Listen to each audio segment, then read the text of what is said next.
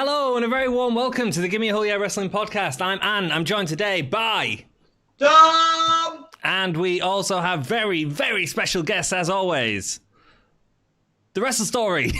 They're there somewhere, right? Yeah. I am Mr. Glean. And I am Miriam. There we go. Party time. Hopefully we're live now, so as soon as that comes up, we'll be able to go into the chat. Rock and roll. We're doing pay-per-view predictions this weekend for AEW Double or Nothing. Should be fun. Are you all excited for it? I'm pretty excited. Yes, definitely. I'm pretty excited. Really good. I'm more excited to be teaming with Mr. Glean, to be honest. I had a whole introduction, like a whole Paul Heyman thing. I was going to be like, "Ladies and gentlemen, I am the advocate for the mighty Mr. Glean. We are teaming together tonight. I mean, that was Chris great. Anthony and Maven." Let's be Something like honest, there was not as much effort put into your teamwork as me and Minnie M. Well, no, that's because I was like, "Hey, Mr. Glean, what are your guesses?" He came up with some quality guesses, which I knew he would because he's an intelligent man. And we had like one back and forth, and then we came together in an agreement, and that's just what that's just what clever old people do. Hey, that's right. We didn't have to put on war paint to Exactly. Exactly. We know exactly what we're doing. We know exactly what we're doing. Yeah, absolutely. So in most cases, anyway, we are not. I'm just like we know exactly what we're doing, except on how we go live on YouTube. Are we going? Are we go? I mean, I'll talk to you guys all day. Yeah, man, we're live on YouTube. We're We are live. live. You guys are live. Oh, good. I know. Hey, cool. Meta. Sorry, Meta. guys. Dom sometimes has to catch up with technology. Oh, there you go. There's my voice.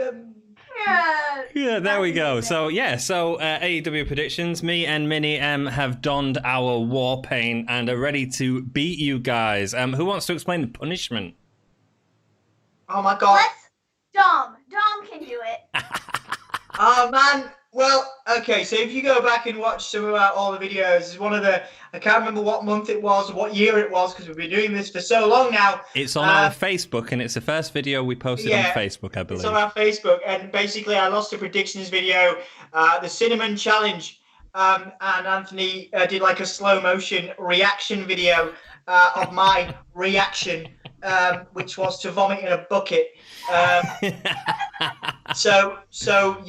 The Cinnamon Challenge, guys, I would not recommend doing it. I have no idea why we're doing it. I have no idea why we're potentially making them do it. Like, I don't really want to see Mr. Glean vom. I don't want to see Maven vom. I don't want to vom again. I might like to see you do it, you pretentious muppet. Like, you know, yeah. You need to taste your own. You need to taste your own tasteless, weird. I was going to say stingy. I'm trying to describe the taste of cinnamon. It's really weird. I'm assuming Ant came up with this when you guys did it before. Yes. Yeah. But I am evil, Mr. G, and no, it was really fun actually, and because I never get predictions wrong, it was fun for you. It was fun for you. Which is why, so we've split up the podcast. Gimme are working against each other, me and Dom, and I'm working with Minnie Maven because Dom was so insulting of me giving him all the correct answers last time. And Mr. G was saying how Otis nearly won. He nearly chose Otis and blamed it on Maven, so we split it up. And we're ready to party. Oh, wait. I did pick Otis, and then I let her talk me out of it. Because That's I correct. swear to you, I thought Baron I Corbin thought she was was good at predicting. Because I am good at predicting, but Tamina was the downfall of our show. So we would have been tied had we picked Bailey. Yes. It does sound like you're making excuses. We did win fair and square. But don't worry, Maven. I got you back this time, baby. Yeah, it's a different time now. A different time. I mean, I might actually use this as an excuse to leave the channel and join the Wrestle Story. Maybe I can defect and I can become like a member of the Wrestle Story, like the NWO. Maybe this is my NWO moment. Yep. Maybe like I'll defect. So this Sorry, go on, Mr. G. Yeah. See, we take you in, Dom. So I appreciate that. I appreciate that. They're too kind. They look after the homeless. So Better than looking homeless. They check you out with half a beard. You weirdo.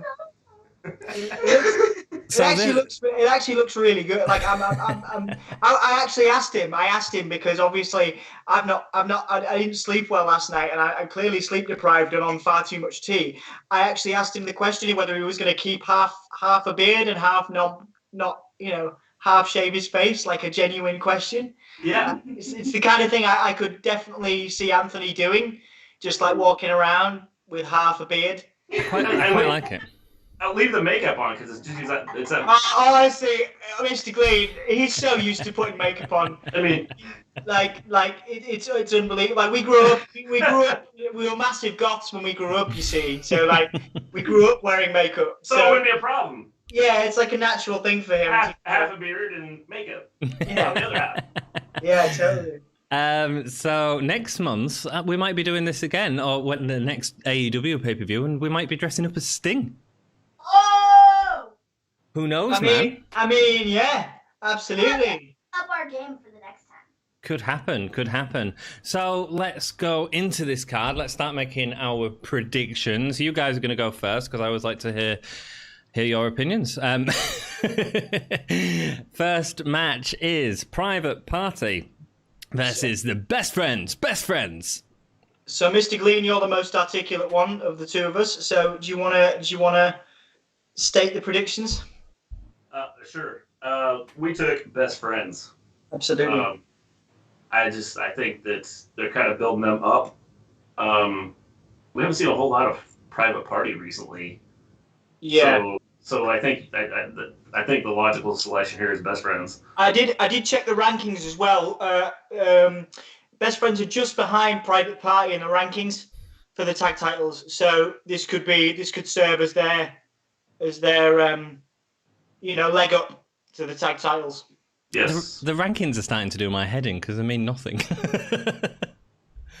Well, see, that's the funny thing about it is they sit there and they say the rankings are what is the stuff, and like there was one time I looked at the rankings and it was like Kenny Omega hadn't like done a singles match at all, and he was like ranked number 3, and I was like, what?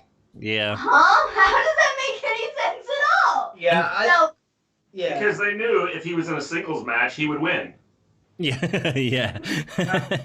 I think there's some teething problems with it. I think they will and need to work it out to avoid similar criticism of WWE when they tried it. I think it was last year they tried it, the sort of a ranking system. But I think they are paying attention to people, and I'm sure a lot of people on Twitter and social media are bringing up the same argument, saying it doesn't mean anything, particularly with the Brody Lee leg up to the title just after he's come in. So like I say, very good points, and I'm sure it doesn't really work with wrestling storytelling. Well, it doesn't, but I think the thing with the Brody Lee thing is it's like one of those things where someone just comes in and there doesn't necessarily have to be a ranking for him. He came in and caused chaos, and so Moxley is going to go out naturally going to go, okay, you came in, you've interrupted me, you've taken my title, I'll give you your title shot. Yeah. No, I think I really like how it's done, but maybe I don't know whether they need to do away with the system, but they definitely need to make some improvements. But to be honest, the storytelling that they're doing for me kind of negates the need for the ranking system. But I agree. The problem with the ranking system is how can you justify a number 1 contenders match with a ranking system unless you're just using them top 2? Yeah. You can't. So, before we go into our prediction, Colin Matthews says he was right. He was right. I'm a genius. I told you I was right, Maven. What are you right about, Colin? I have no idea. Did he say you were going to dress as? Oh, Darby Allin. Yeah. Give us a side, Minnie. That's it. This. Yes. The work on the neck and stuff, like both of you guys, is really good. Like I don't make a habit of being too complimentary on this podcast towards Anthony, but I'm pretty impressed. Cool. I mean, it's not like you haven't had experience of doing makeup like that before, but you know. Yeah, well. Mini M, what's our prediction? We picked Private Party, right? We did. Maven, like you guys, said best friends, and I swayed her on this one. In fact, we didn't agree on a lot of our predictions, did we, Mini M? No, it was a lot of back and forth, and we both had great ideas, and then it was just kind of down to the which one are we going to go with this time? Yeah. You know? So, with this one, originally, like Ant said, I did pick best friends, and that's what I was thinking, just because of the fact that I don't know how they don't already have a title shot. Because of how dominant they've been as of late, it makes no sense to me why they would even need to fight for an opportunity, because they've been used so much, and Private Party hasn't. Private Party's been at ringside cheering people on, which is great, but they have not been wrestling like best friends have. And so to me, that's why at first I was like, best friends would make sense. But we went with Private Party. So. I think there's an argument for your pick, because obviously, like you say, people probably expect best friends to win. I think a lot of people expect best friends to win. I'm not sort of perturbed enough to change my pick. I still think best friends are going to win. Well, the reason I said Private Party is because of who the tag team champions are. So Private Party obviously have the backstage Private Party gimmick, which fits in with Adam Cole's alcohol gimmick quite a lot. So I think the reason they're doing this and the reason they're going for this title shot is to actually form that rift even further between Kenny Omega and Adam Page. Did I say Adam Cole earlier? Duh. There will be no NXT wrestlers on AEW's pay-per-view. Well, yeah. The other thing with Private Party and Omega and Paige is they did already have some stuff there with them. With Adam Page and Private Party, they had that bar or something. It was a couple weeks ago, a month and a half ago, when Adam Page was there. But they did a thing with Private Party and Adam Page, and they were like at the bar or whatever, and he was like, give me some drinks, and they were like, don't know about that. And so they kind of have that there already if they want to go back to that and continue that, Because shortly thereafter, Adam Page just disappeared off TV. And so, they never really did anything with that. So I think just picking up where they left off would make a whole lot of sense. Yeah, I think that's why I chose them. So while I understand your opinion on they're on TV a lot more, Private Party haven't been in for ages. Really, I still think that this is a way of getting the Kenny Omega and Adam Page story in, which is more important. Yeah, I agree with that. So that's why that's why I was like, okay, we'll go with Private Party. Cool, rock and roll. That would be one win for us. Oh, yeah, absolutely. Fight and talk. You don't like my reasoning. Excellent. Next match is Dustin Rhodes versus Sean Spears. Mr. Glenn? Sean Spears. Yeah. I just think that... I love that there's like no explanation needed. Well, You're just like, Sean Spears. I think that Dustin is probably towards the end of his, just based on everything we've seen, he's towards the end of his career. And it seems like he's kind of getting people over. Yeah, I don't think the retirement thing is a thing anymore. I think it was that one match that he was supposed to win or lose, and then he would, that was the gimmick, was that if he lost to Kip Sabian that he would retire. I don't think that's a thing now. I think honestly, I really think that Sean Spears needs a win right now to legitimize him. Cody just put him over at the press conference this afternoon as well, Sean Spears. I think in order to legitimize him as a contender for any title or even mid-card spot, Sean Spears needs this win, because he hasn't looked dominant or a at least a main event star since he hit Cody in the head with a chair. So, and that's quite a while ago. Yeah, that's exactly right. Like, what has Shawn Spears done since the Cody thing over the summer? Nothing. They brought Tully Blanchard in to be his manager, and it's kind of like, but like there was like no reasoning behind it. I mean, I get the whole aspect with Arn and that whole match, but outside of that, they didn't like build anything with him, and he just kind of fell off the face of the earth. And I was like, well, what are they doing with him? Like, it makes no sense to me. I think this is going to be the start of Dustin's sort of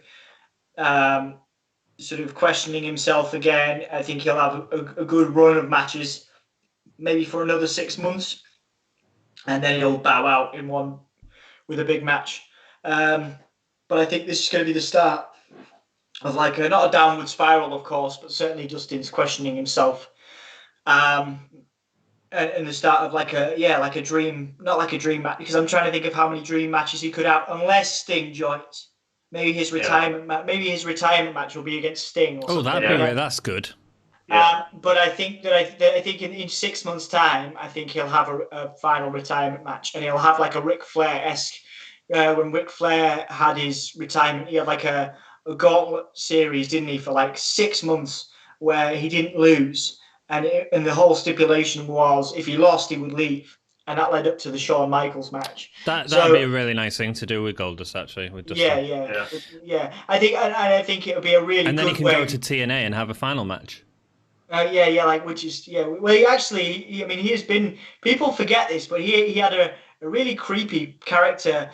He had 7 in WCW, which was weird. And honestly, if you want to laugh, guys, and also be a bit creeped out, go and watch the 7 promo from WCW. When he comes out and he says, I don't want to do this.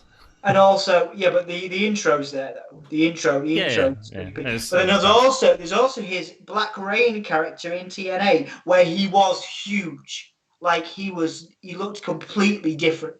He was like massive. And it was a completely, much more sort of brutal, bleak character.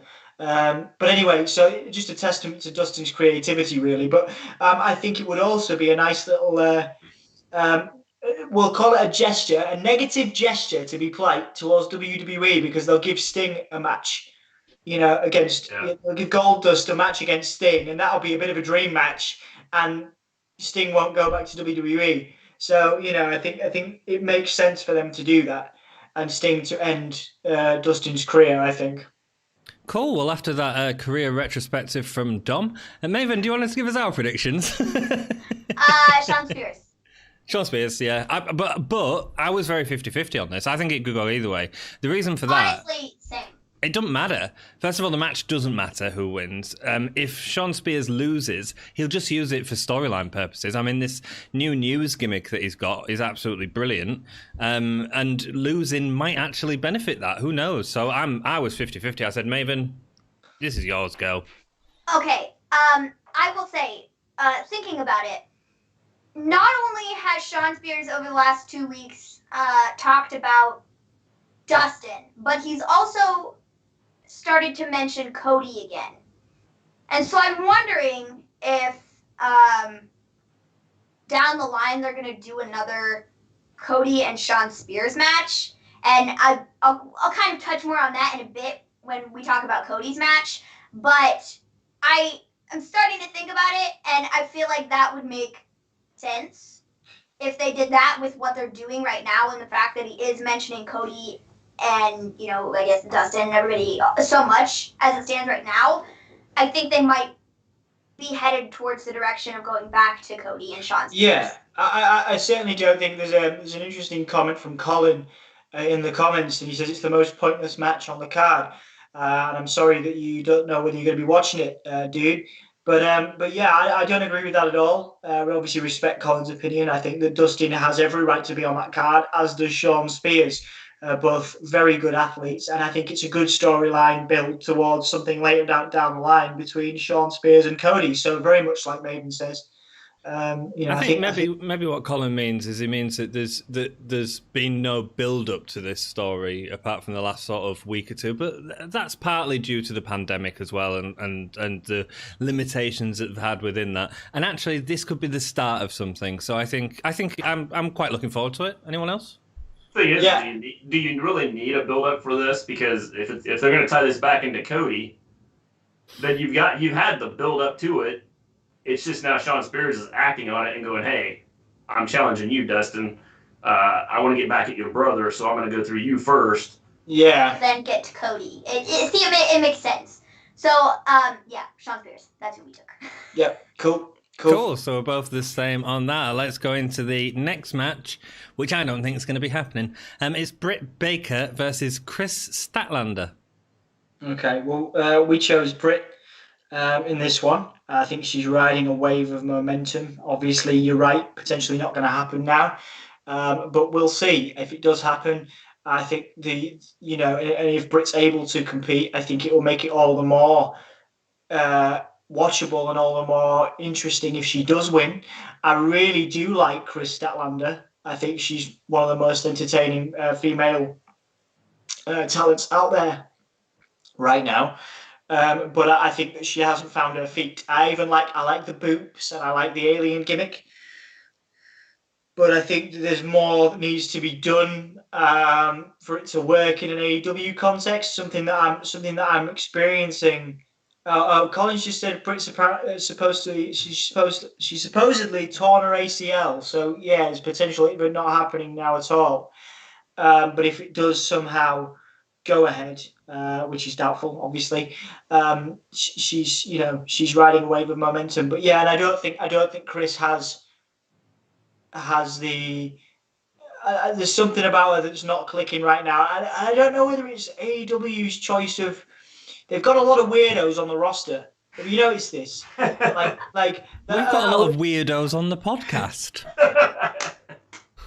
But if you noticed, obviously you got Regis, so you got like Darby, okay, right, and you got Jimmy Havoc, right? Darby is weird.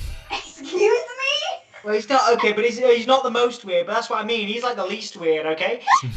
then you've got Jimmy Havoc, okay? So second, he's pretty, he's it's just, and then they've got this guy. Who's the guy that's just started putting? He's got an eye on his head, and he wears sneakers and stripy socks like a 12-year-old guy, 12-year-old boy at Hot Topic. You want to about the Japanese?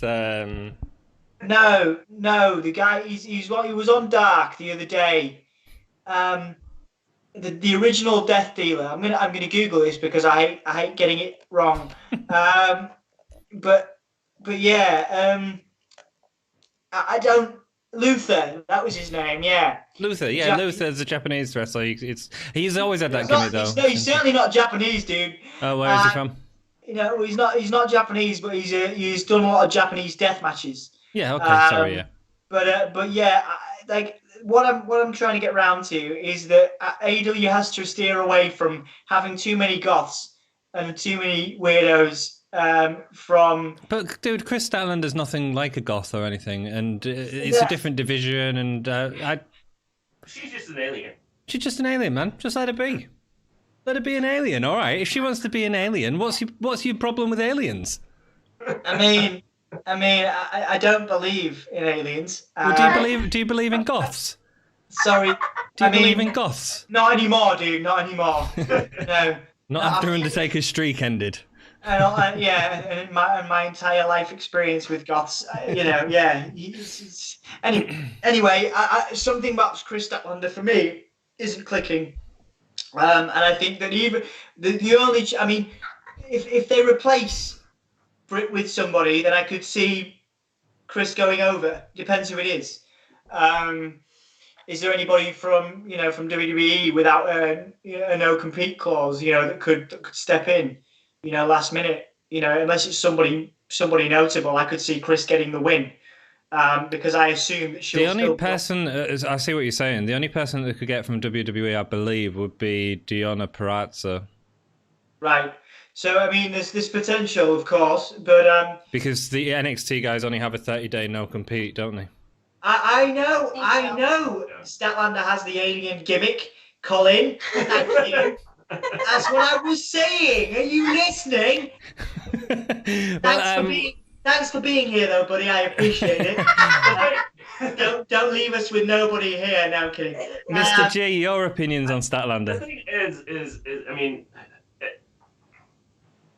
I hate it. I don't like the whole alien. The alien gimmick is fine as long as she's not out there standing face to face with someone and like touching them on the nose and stuff like that. That's the part of the whole thing I don't like. Yeah, you don't. We live in a social distancing world now, and the idea of getting boots on the nose. I enjoyed. Who was it? Was it the referee? The referee, Anthony. The prominent referee in AEW. Aubrey Edwards. Thank you, Aubrey Edwards. There was a very entertaining. Sorry, I'm just watching Colin's comments. Thank you for covering for me, buddy. Yeah, no, I like Aubrey. They had a little back and forth where Statlander was trying to boop her, and she was like ducking and weaving. Yeah. All the way, and I like that. I think that's entertaining. But yeah, I think there needs to be an end point to that. I think there needs to be an end to that gimmick. I think it's great. I think it's fun. The problem is if you're going to try and take her as a serious contender for the women's title, you start doing those types of things, then you're starting to look at like the 24/7 title in WWE, where it's kind of seen as a joke, title. And so when you're sitting there and you're doing this boop thing and like trying to take her serious as being the face of the company for the women's division, it makes it tough to do that when she's doing those types of things. And so, maybe if they had a mid-card title for the women, I would say, okay, then, push her there. But when you have the champion, you want them to be the face of your organization, and you want people to sit there and go, hey, wow, I'm going to take this serious, serious as possible, considering it's wrestling and everything scripted. But you want to take her serious as to being, okay, that's believable. She could be the champion, and I believe what she's doing, and it's not this, oh, I'm gonna get you. And so I think that's I think that's where I think she could be good. I think just that part of the gimmick is the part that kind of turns me off with trying to see her as being the face of the company. Mr. G, is Undertaker a legitimate contender for the title? Wait, what? Is Undertaker a legitimate contender for the title? Which title? The world title? The world title in WWE.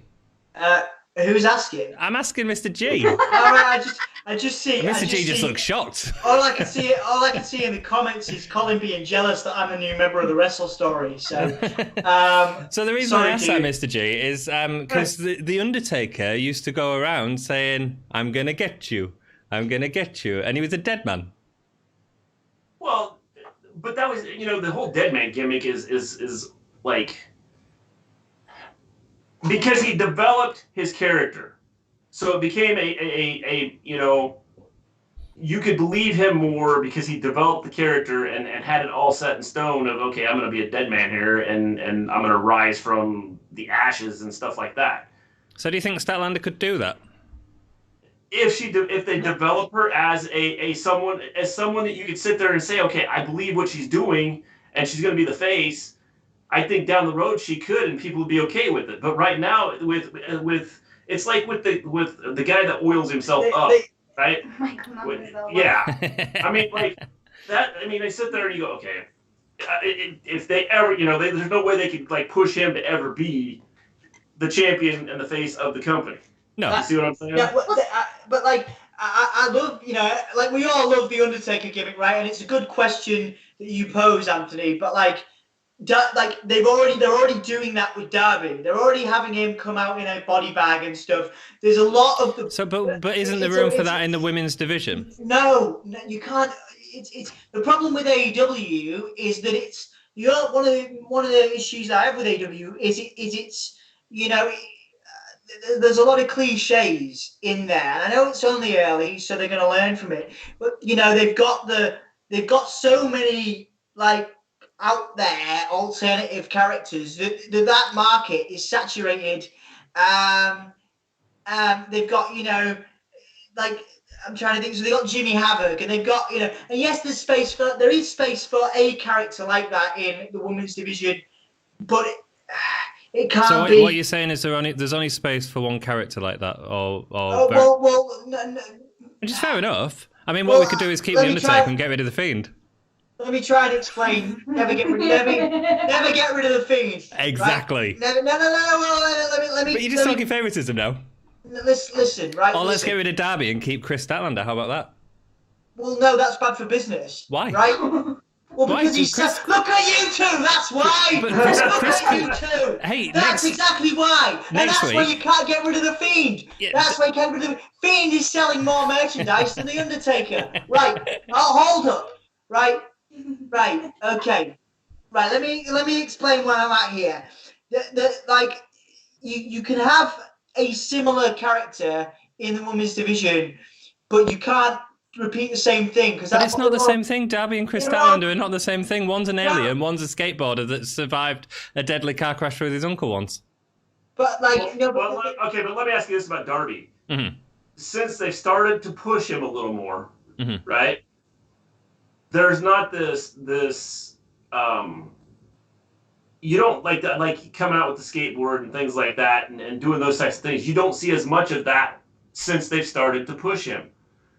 And so they've realized that if they're going to attempt to make him the face of the company, people have to buy into the fact that he is a human. Yeah, and we can take him serious. Yeah, so, I think now that doesn't mean that he won't go back to doing some of those things, you know, he did before. As we go down the road, and I don't know if they're planning ever to make him, you know, the world champion, but if they do, they've established this that hey, he can be serious, he can be, you know, be taken as being the face of the company and be seen as, you know, the leader of your franchise. See, the thing about that, and I totally get what you're saying, and I can see why some people look at Chris Statlander and go, well, she's kind of goofy, and right now I don't think you can't take her seriously in a, you know, world title spot, and she's being the women's champion and all this stuff. But at the same time, you don't want her to lose her entire gimmick and her entire character, and just to turn her, you know, more serious, to put her in that title so people take her more serious. You know, like, I don't want them to just completely get rid of her character. And that's what I would be afraid of them doing if you want them to make her more serious. Because, like, the whole boop thing, like, that's, like, her gimmick. And that's what she does. Yeah. And it's different than what everybody else is doing. So I wouldn't necessarily want to see them take that away, because that's what makes her different than like a Britt Baker or you know, anybody else in the division. Okay, you know? look what they've done with Darby Allin. They started putting out videos with him, you know, at home or wherever it's at, you know, out in the woods and stuff like that. So people were like, wow, that's when I really started to go, man, this is cool. It's pretty cool watching him do this. This is like awesome what he's doing here with this whole video thing and these face masks on, and like, you know, I'm sitting there going, okay, you know what? I can see this guy doing these like being, you know, a superstar and being the world champion here. So, you know, maybe if they started doing some of that with her, yeah, I can start to buy into it. I agree with you, Mr. Glean. I think there needs to be more to it. I think the problem, just going back to before, I think AEW is kind of like a carnival right now. I think it's like a carnival it's like a circus, and that's great for now. But the characters need to grow and develop, and because you got Chris Statlander, and then you've got these three, you know, carnival characters in, you know, Jimmy Havoc, Darby, and Luther, and then there's probably a few more in there. These characters need to develop and grow to take their character to the next level. I think Darby is a case of that. I think Chris is certainly a case of that. I really need to see more from Luther and Jimmy Havoc to take them seriously, because they're the kind of people I was hanging out with in golf clubs at 15, and that doesn't necessarily work when you're in your 30s. Long time ago. Yeah. Right. So I don't see Darby as a fantastical character at all. I see the face paint as what it's always been, in my opinion, presented to us as someone who was in a car crash, who faced life or death and has no fear of death now, and wears that face paint on his face. So I don't see him as a fantastical character. I don't see him as a goth. I just see him as a guy who's visualizing his internal feelings in his makeup, in the same way that the Usos would have tattoos to show their heritage. Does that make sense? Right. So Yeah, I don't see him as anything and Jimmy Havoc. I just see Jimmy. The only fantastical character, in my opinion, is perhaps Luther, who we don't see anyway, thankfully. We are seeing more of him now. He's been on the last 2 episodes. But only of Dark, not on the main show. But I'm sure he was on the main show as well. Anyway, Colin says. A bunch of stuff. Colin says, I think Jimmy Havoc is done in AEW. I was really happy, Colin, when he decided to go, or he got the job there, because it's great to see British wrestlers having that platform. But where else will he go? So that's a specific question to Colin, because he seems to. I think Jimmy Havoc's fine, because he's been doing the Kip Sabian thing. So I think that's where Jimmy Havoc going. We haven't done our prediction yet, though, because we got talking about characters. It's okay. Yeah, this is what it's about. I gotta be quiet. I'm sending Colin to sleep. Apparently. we could talk. We could just give our predictions and run it out. But it's fine if he wants to go to sleep. That's all good. I won't cry myself to sleep. Maven, so we went on my pick in the end, didn't we? Yeah, we did. This is another one that we were split on, because I thought at first that Britt needed the win, because it feels like as of late, Britt she's been on TV and they've been pushing her character-wise, and they've been getting her character over in these promo videos, but in-ring, her in-ring work, she hasn't been winning. At least it feels like that. Mm-hmm. And so I thought that if they want to push her as somebody who's going to potentially go after Nyla here in a bit, that she needed to beat Chris Statlander. So, and I said I don't think there's any chance Britt is winning, because the next contender to Nyla will be Chris Statlander. And Chris Statlander is I'd say the second most talented female wrestler on the roster, gimmick or not. And I think a big part of everything that you're talking about with the women's division, especially, is lack of promo times. I mean, in 2 weeks ago, we saw that wonderful promo with Nyla where they give them 20 seconds. And we saw another one with Nyla a while back as well, where she come out and had an interview with Tony Schiavone at one of the live shows. And when you give Nyla a mic, she's really great, but they're not giving them enough time. And I think that the women's division needs a bit more time. And I think they're starting to realise that, especially with that great, I've just found you a kendo stick, bitch. I love that. Brilliant. It was amazing. And it made me laugh. And I was like, it made me really love Nyla. Yeah. And I hadn't had that before, where I was like, yes, Nyla Rose, you're so great. Because they just, in-ring-wise, only go so far. They need to develop, the character. And like I said, with Britt, they have been doing that, but then they've been lacking on the wrestling aspect. So I think they need to find a good happy medium of giving them enough promo time and still getting them over in the ring too, because with some of them, that's just not happening. They're getting one or the other. And that's not going to work. Yeah. So, Scott Frames just joined on chat. Thank you for coming down, dude. OMG, them Derby looks. Yes, man. They're so cool. So cool. Look, we're on a team, man. We're on a team. So we actually went for Chris Statlander, and the reason was, and I said to Maven, look, it's going to be her against Nyla next. They've not built up a Kurishida, even though I think she's the most talented women's wrestler on the roster by far. They haven't built her up enough. It needs to happen with the crowd there if that's going to happen. Nyla's been doing good work, and she needs to continue with that title at the minute. The next logical person to put her up against is Statlander, and it's not Britt Baker. And Britt Baker doesn't need the win because she can play off that, and she's a good heel. And I do think that she's been doing some of her best work recently. It's been outstanding. 100% agree with that. So yeah. Problem is they've had Britt lose a lot. That's the problem, though. That's what I'm saying. Is her promo work has been excellent. It's been great. It's gotten her over. But the issue is that she just hasn't. She's been losing, and you cannot build her up if you're having her lose all the time. I think down the road, she will maybe be the one to take the title off Nyla, because I don't see. I think there's going to be some great matches, and I think we're going to build some people up, like, Chris Statlander, and then she can fight Nyla. But Chris Statlander, I don't think is going to win that. No, I don't.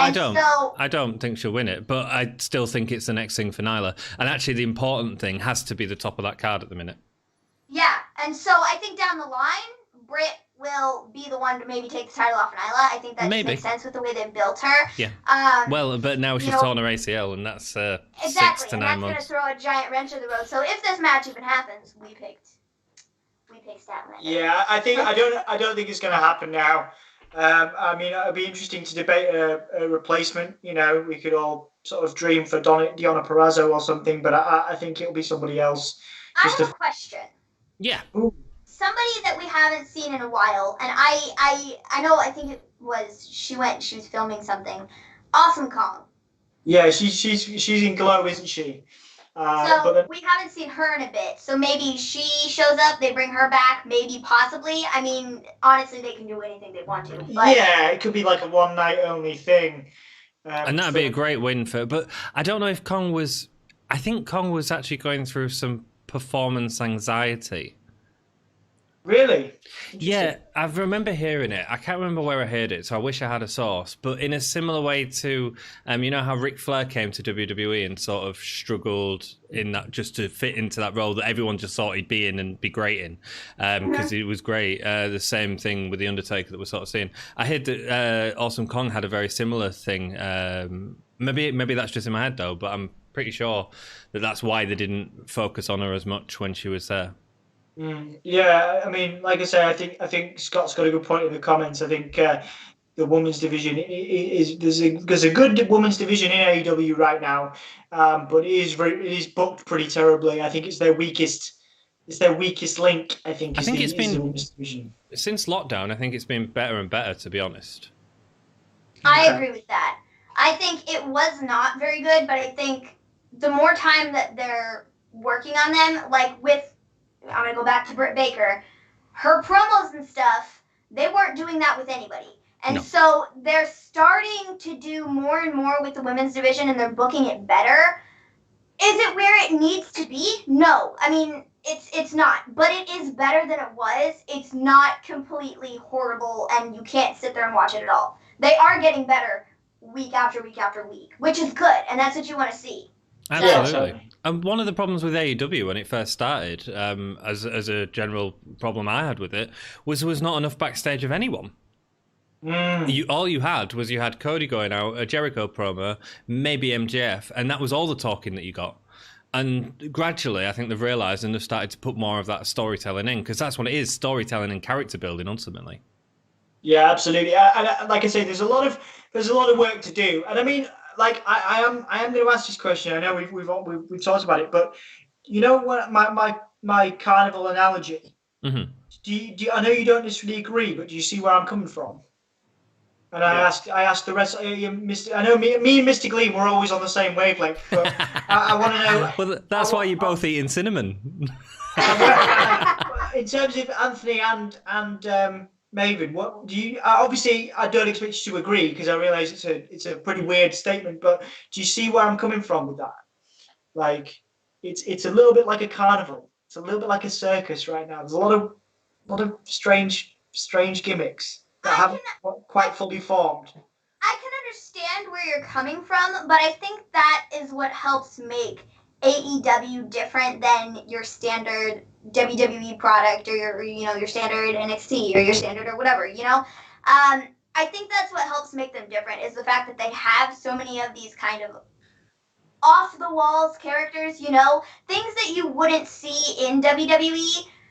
I guarantee you there would not be like MJF's character. They wouldn't do it to the fullest extent in WWE. Yeah, Darby Allin. No. Well, No. he has a good. There's a quote I keep going back to with Darby, where he said in an interview, they would have turned me into a boiler room dwelling freak. Yeah. Yeah. And I can totally see that. And obviously, you look at MJF. They had MJF in EC3. It was basically there. They could have done that, and he could have been I'm not going to say better, but he could have been an equivalent to MJF on a bigger platform. So yeah, I 100% get where you're at. I just think that they need to develop their gimmicks as far as them not having. There are equivalents in WWE. So that guy. So you've got what is it? So the deathmatch dealer, whatever the original he's like a budget fiend, right? So there you go. He's a budget fiend. He's like a Costco or whatever, like a Poundland here in the UK fiend. Jimmy Havoc is I'm trying to think of Jimmy Havoc. Who the equivalent of Jimmy Havoc is? Maybe like Seth. No, not Seth Rollins. I don't know. Maybe Seth Rollins, like a really budget Seth Rollins, like a really, really budget Seth Rollins. As much as I respect Jimmy Havoc, obviously, for what he's done. And then you've got, guys like Darby, obviously he has an original sort of vibe, but he's kind of, there are equivalents. There are equivalents to those characters, in WWE. For me, I see what you're saying about Carnival, but I actually think that's because they're letting people be what they want to be and not obvious. And so something like Darby wouldn't work in WWE because it's very... and Darby's great, and we all like Darby. We can all agree that Darby's great. So right? Yeah, and so part of that is because of the subtlety of Darby. It's not an in-your-face thing. It's not a silly thing. And that's partly because they're doing intelligent storytelling with him. And they're allowing him to form that character. Does that make sense? Yeah. No, you make a good point. I'm going to put a question out to the comments and the people that are with us, because there's a couple of people with us now, which is fantastic. Obviously, we have to move on with our predictions. But are there any characters that are in AEW right now, and this is for the few people that are in the comments with us, that would work in WWE? Because we've been talking and I've been talking for ages and ages, and I'm sorry, sort of comparing, saying that AEW is a little bit, it's a little bit gimmicky and too gimmicky. But do you think there are any characters from AEW that would work? So James and John L and Scott in a WWE context. I will throw something out here. Go on, yeah. If you're a pure wrestling fan, you like the just a pure wrestling fan, then I don't think AEW is for you. For the most part, I agree. Because AEW does bring in a little bit. They have a little bit of everything that they bring into the show, and they want to have a little bit for everybody to try and get involved and want to come check out wrestling and see to see the different. Styles of wrestling. Yeah. Mm-hmm. Yeah. And so it's more of a variety show. Yes. Yeah. And so I think that when you're talking about the carnival thing of things, you could see, okay, that's kind of what a carnival does. It's they bring in these characters and they show off their different characters. So I can see in that aspect I can see the carnival aspect of things being an AEW. But I think that's why AEW is so good, is because they do allow to have all those different styles in there. I think you make a good point, man. And it'd be interesting, like I say, I know we talked about it a couple of weeks ago, to do to look at Lucha Underground, because that was blatantly a movie. It was a movie. It was an art thing, and maybe this AEW sort of is like it occupies that weird space between Lucha Underground and what ECW was. There was a really interesting comparison made by Bully Ray on Chris Van Veet's videos earlier, or you did a video with Bully, which you guys can check out, and obviously check out our interview with Chris on our channel, where Bully compared AEW to ECW, and I like that in a way that, and the thing I like about AEW is there are guys that are breaking out right now that are doing really well that aren't necessarily going to have the limelight, but that guy is it well, Alan? They will have the limelight though, because I think AEW is taking the limelight from WWE. There's a guy out there which our friends. Sorry, I will finish in a minute. It's all right.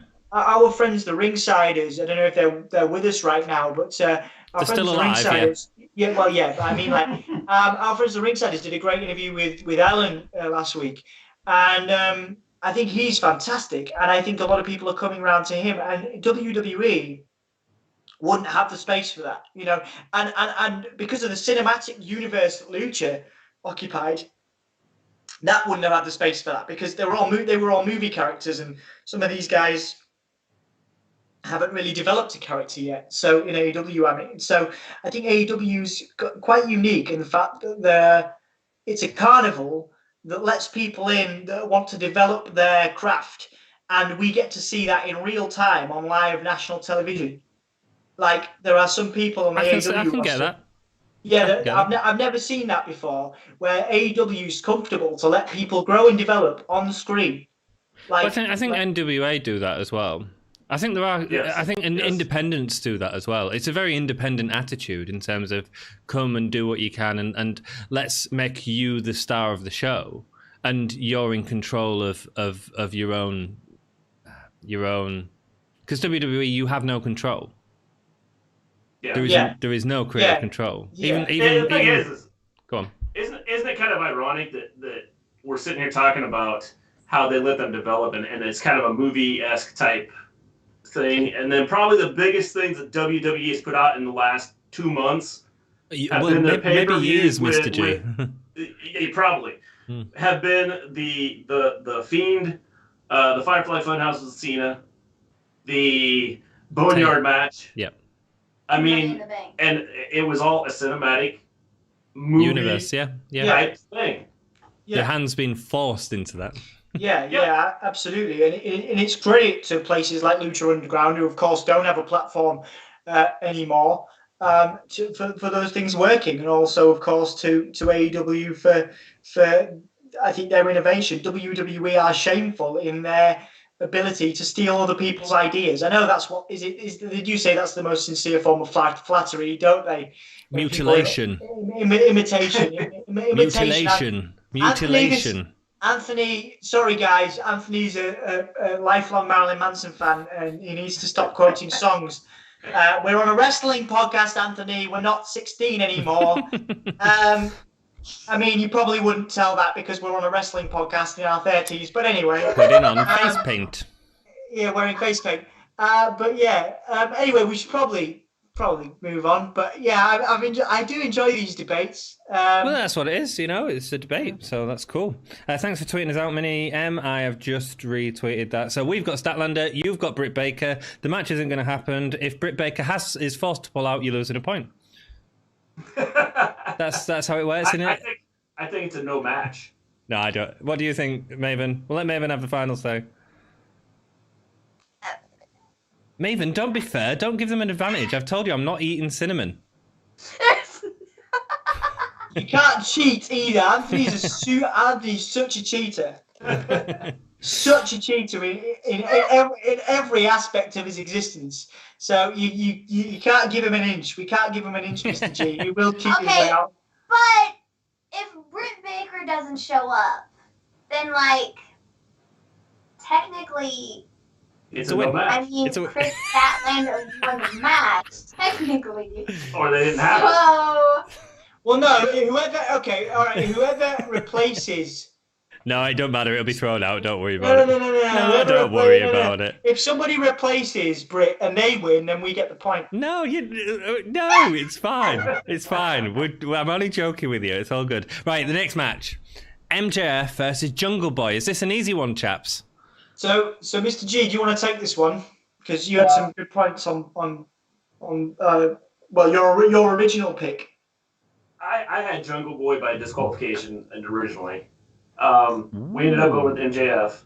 Ooh. And here is why. I think that with how they've built MJF over the last couple weeks with the hangnail and the different aspects of that, having him win or lose by disqualification would not necessarily hurt him because he could always, come up with some excuse as to, oh, my fingernail was bothering me and I couldn't pull this off, and Wardlow was trying to help me out because he knew I had this bad fingernail, or something that he would come up with to help Jungle Boy win by disqualification. Because I think Jungle Boy losing probably hurts him more in the long run than it would MJF, because MJF's a heel and he could turn anything around and make an excuse as to why he lost the match.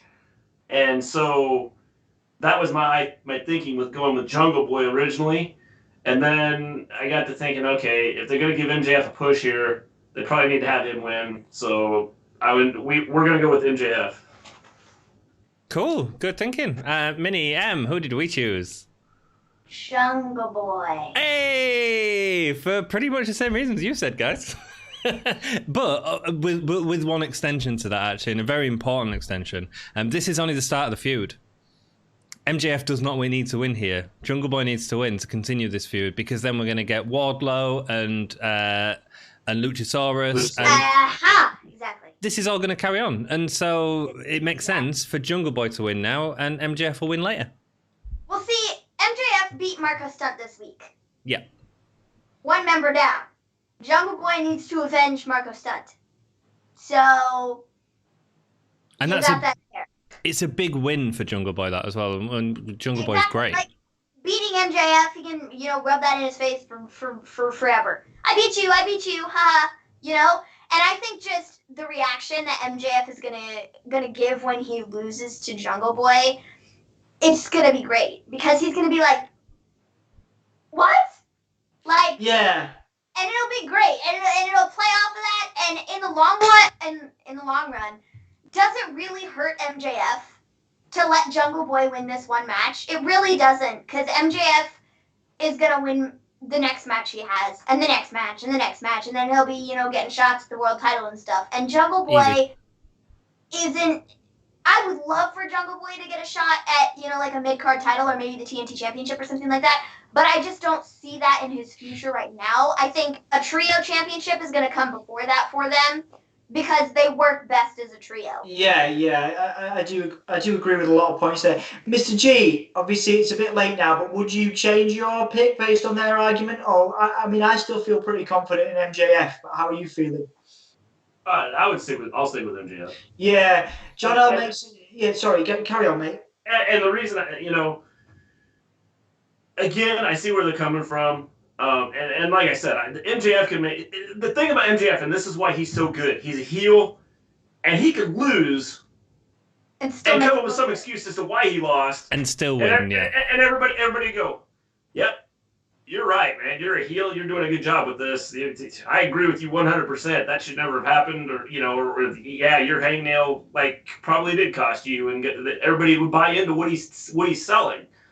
So I can see where the lot, and which is why when I originally said, okay, Jungle Boy will win this, because it would hurt him more than it would MJF, and MJF could come out of this saying whatever he needs to say to get back at Jungle Boy down the road, but. Yes. So no, Jungle or MJF losing would not hurt him. No. Janelle in chat says. I see Janelle says something about does it hurt MJF? No, it doesn't hurt him. See, and when you look at it with Jungle Boy, is if Jungle Boy went all of last year and he didn't win anything. No. He didn't have a singles win. No.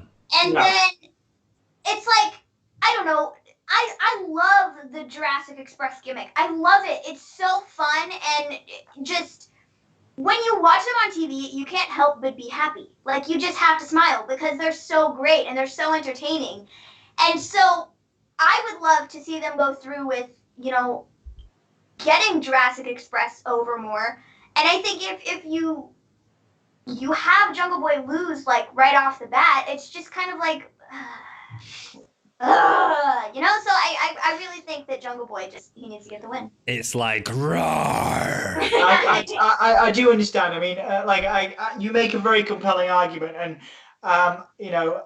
I'd probably eat cinnamon for Jungle Boy to win because I do like the underdog. Everybody likes a good underdog story, but I'm still sticking with MJF. But I think that Luchasaurus is next in line for that to continue the feud.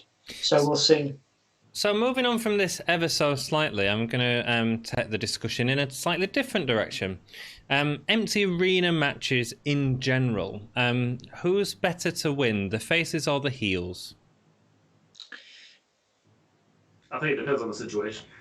That's a very good question. Well, if you look at both Money in the Bank winners, they were both faces this year. There was a lot of face wins on that card this year. In fact, a lot of the cards that we've had in this era. Is this what it is? The isolation era? Forget the attitude era. This is the isolation era. It's the new normal. New normal era. A lot of the wins have been faces. And you have picked the heels to win every single one of these matches. So here's a better question. Is it better to tell a story and continue telling a story, or have the face win when there's nobody there? Which is why I think AEW's done a good job of continuing to tell stories throughout this whole time that people haven't been at the arenas. I think if we look at WWE and a lot of their stuff as it stands now, I think you need to. It can't be predictable what's going to happen. And if they're going to go on this path of, nobody here, it's going to be all faces, then everybody's going to be like, okay, well, this is obvious. Absolutely. It's obvious this person is going to go over because it's what they've been doing for the last month and a half. So I think there needs to be some sort of. It can go either way. I don't think it necessarily, matters whether the heel or face goes over. In the case of, like, if we go back to WrestleMania and Becky and Shayna, I really thought that Shayna was going over because there's nobody there. There's nobody there, and there would not be a riot. Because I swear to you, at WrestleMania, if Becky lost to Shayna and there were people in the building, people would have thrown their trash in the ring. Only James. In the case of, like, something like that, I think it's better to put the heel over in that situation because people are going to hate it so much that it makes them so angry that they're like, but isn't that what we want as well from a heel win? Because here's my problem with heels winning in this era is there's no reaction and it just feels a little bit flat. So when I was doing these predictions, I was really thinking about that and thinking because the obvious wins, like MJF is quite an obvious pick. He's the guy that's going to be he could win this and be in a feud with Moxley next week, and he'd be an obvious feud for Moxley as well. But at the same time, is that the right thing in this time, and does that tell the right story? I don't know what the answer is. I just thought it was an interesting thing. Yeah, they're very, like I say, really interesting discussion, actually, guys.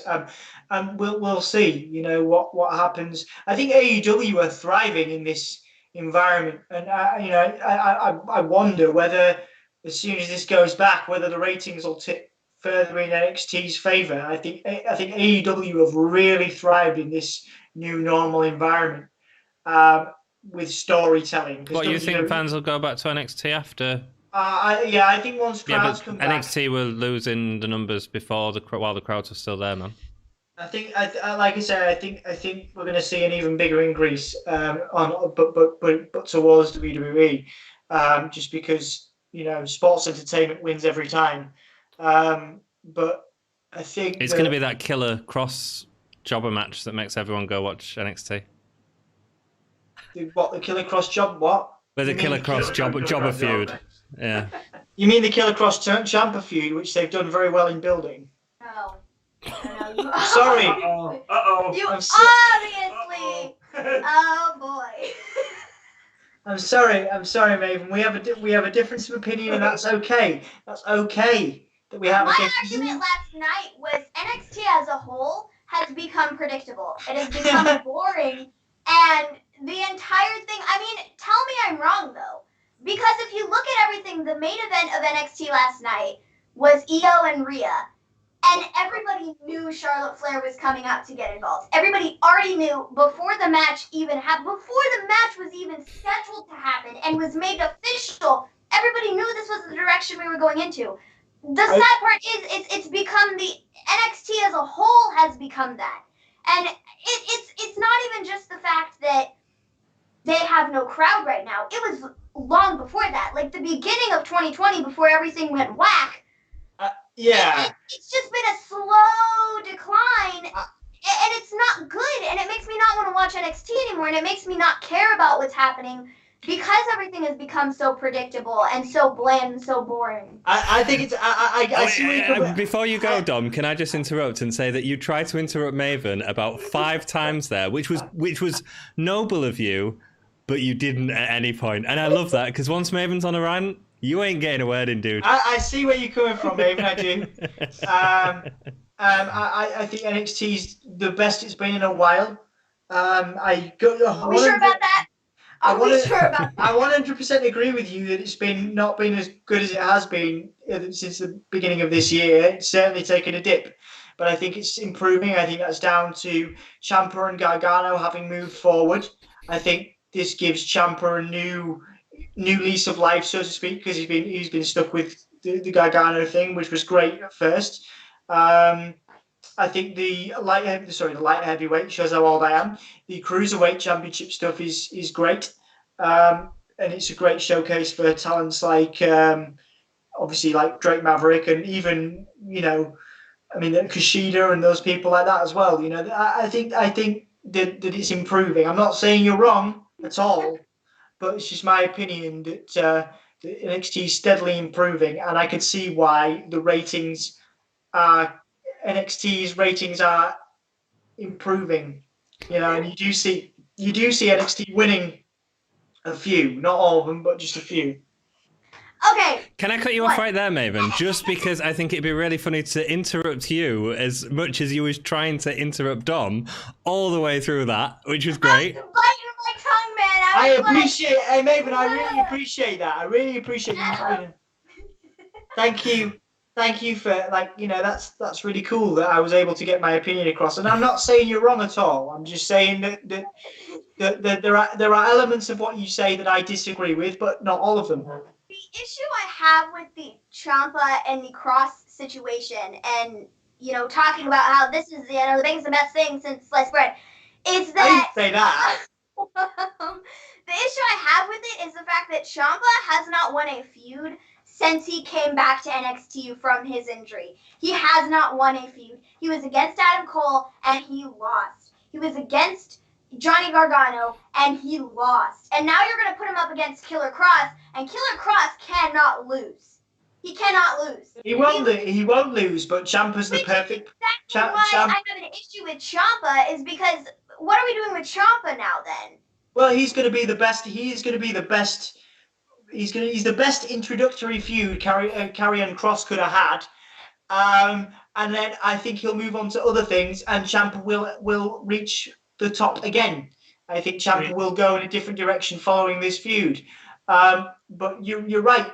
But Karrion Kross needed those jobber wins to legitimize his position facing Ciampa. Ciampa is the gatekeeper of NXT. He is the gatekeeper of NXT. You can't just have Ciampa get dominated in the first week of Karrion Kross's or Killer Kross's debut, and you can't just have, you can't just have Karrion Kross smash, Johnny Gargano obviously wouldn't be Gargano because he's a heel. You can't just have him, come in and destroy everyone. It needs to be enhancement talent leading up to Ciampa to legitimize the feud.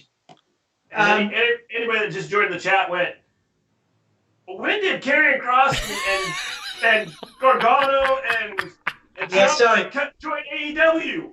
Sorry, guys. Yeah, so it's not.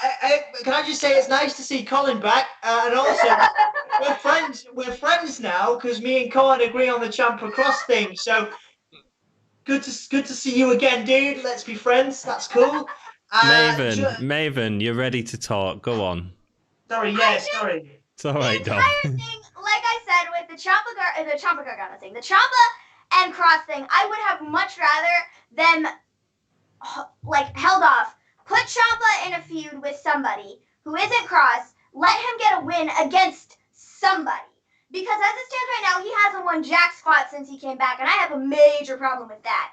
And so having him lose to Cross and then sitting there and saying, oh, well, he'll be fine. He'll just be built back up as this, back at the top of the division. I'm like, no, but no, because dude hasn't won anything, and he just lost 3 straight feuds in a row.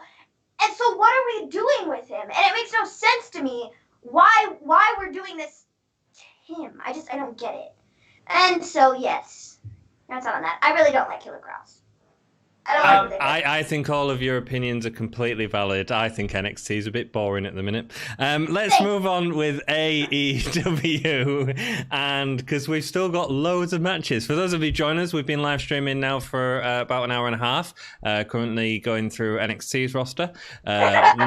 Next we'll be talking NWA, Lucha Underground before we finally get to the actual matches on this card. So let's go with the Stadium Stampede match, the Elite and Matt Hardy. Although, is it going to be? Because Matt Jackson is apparently potentially injured. They'll have the backup. I didn't know about that, but I saw that on Twitter earlier. Versus the Inner Circle, which is Chris Jericho, Jake Hager, Sammy Guevara, and Santana Ortiz. Go on, Maven, you can go first this time. I'm really excited for this match. I think this is going to be a good one. This is going to be so excellent, and it's going to be so fun, and all the things that they can do with it, I think, are going to be so great. I mean, they're in the stadium. The stadium is huge, and it is going to be so cool.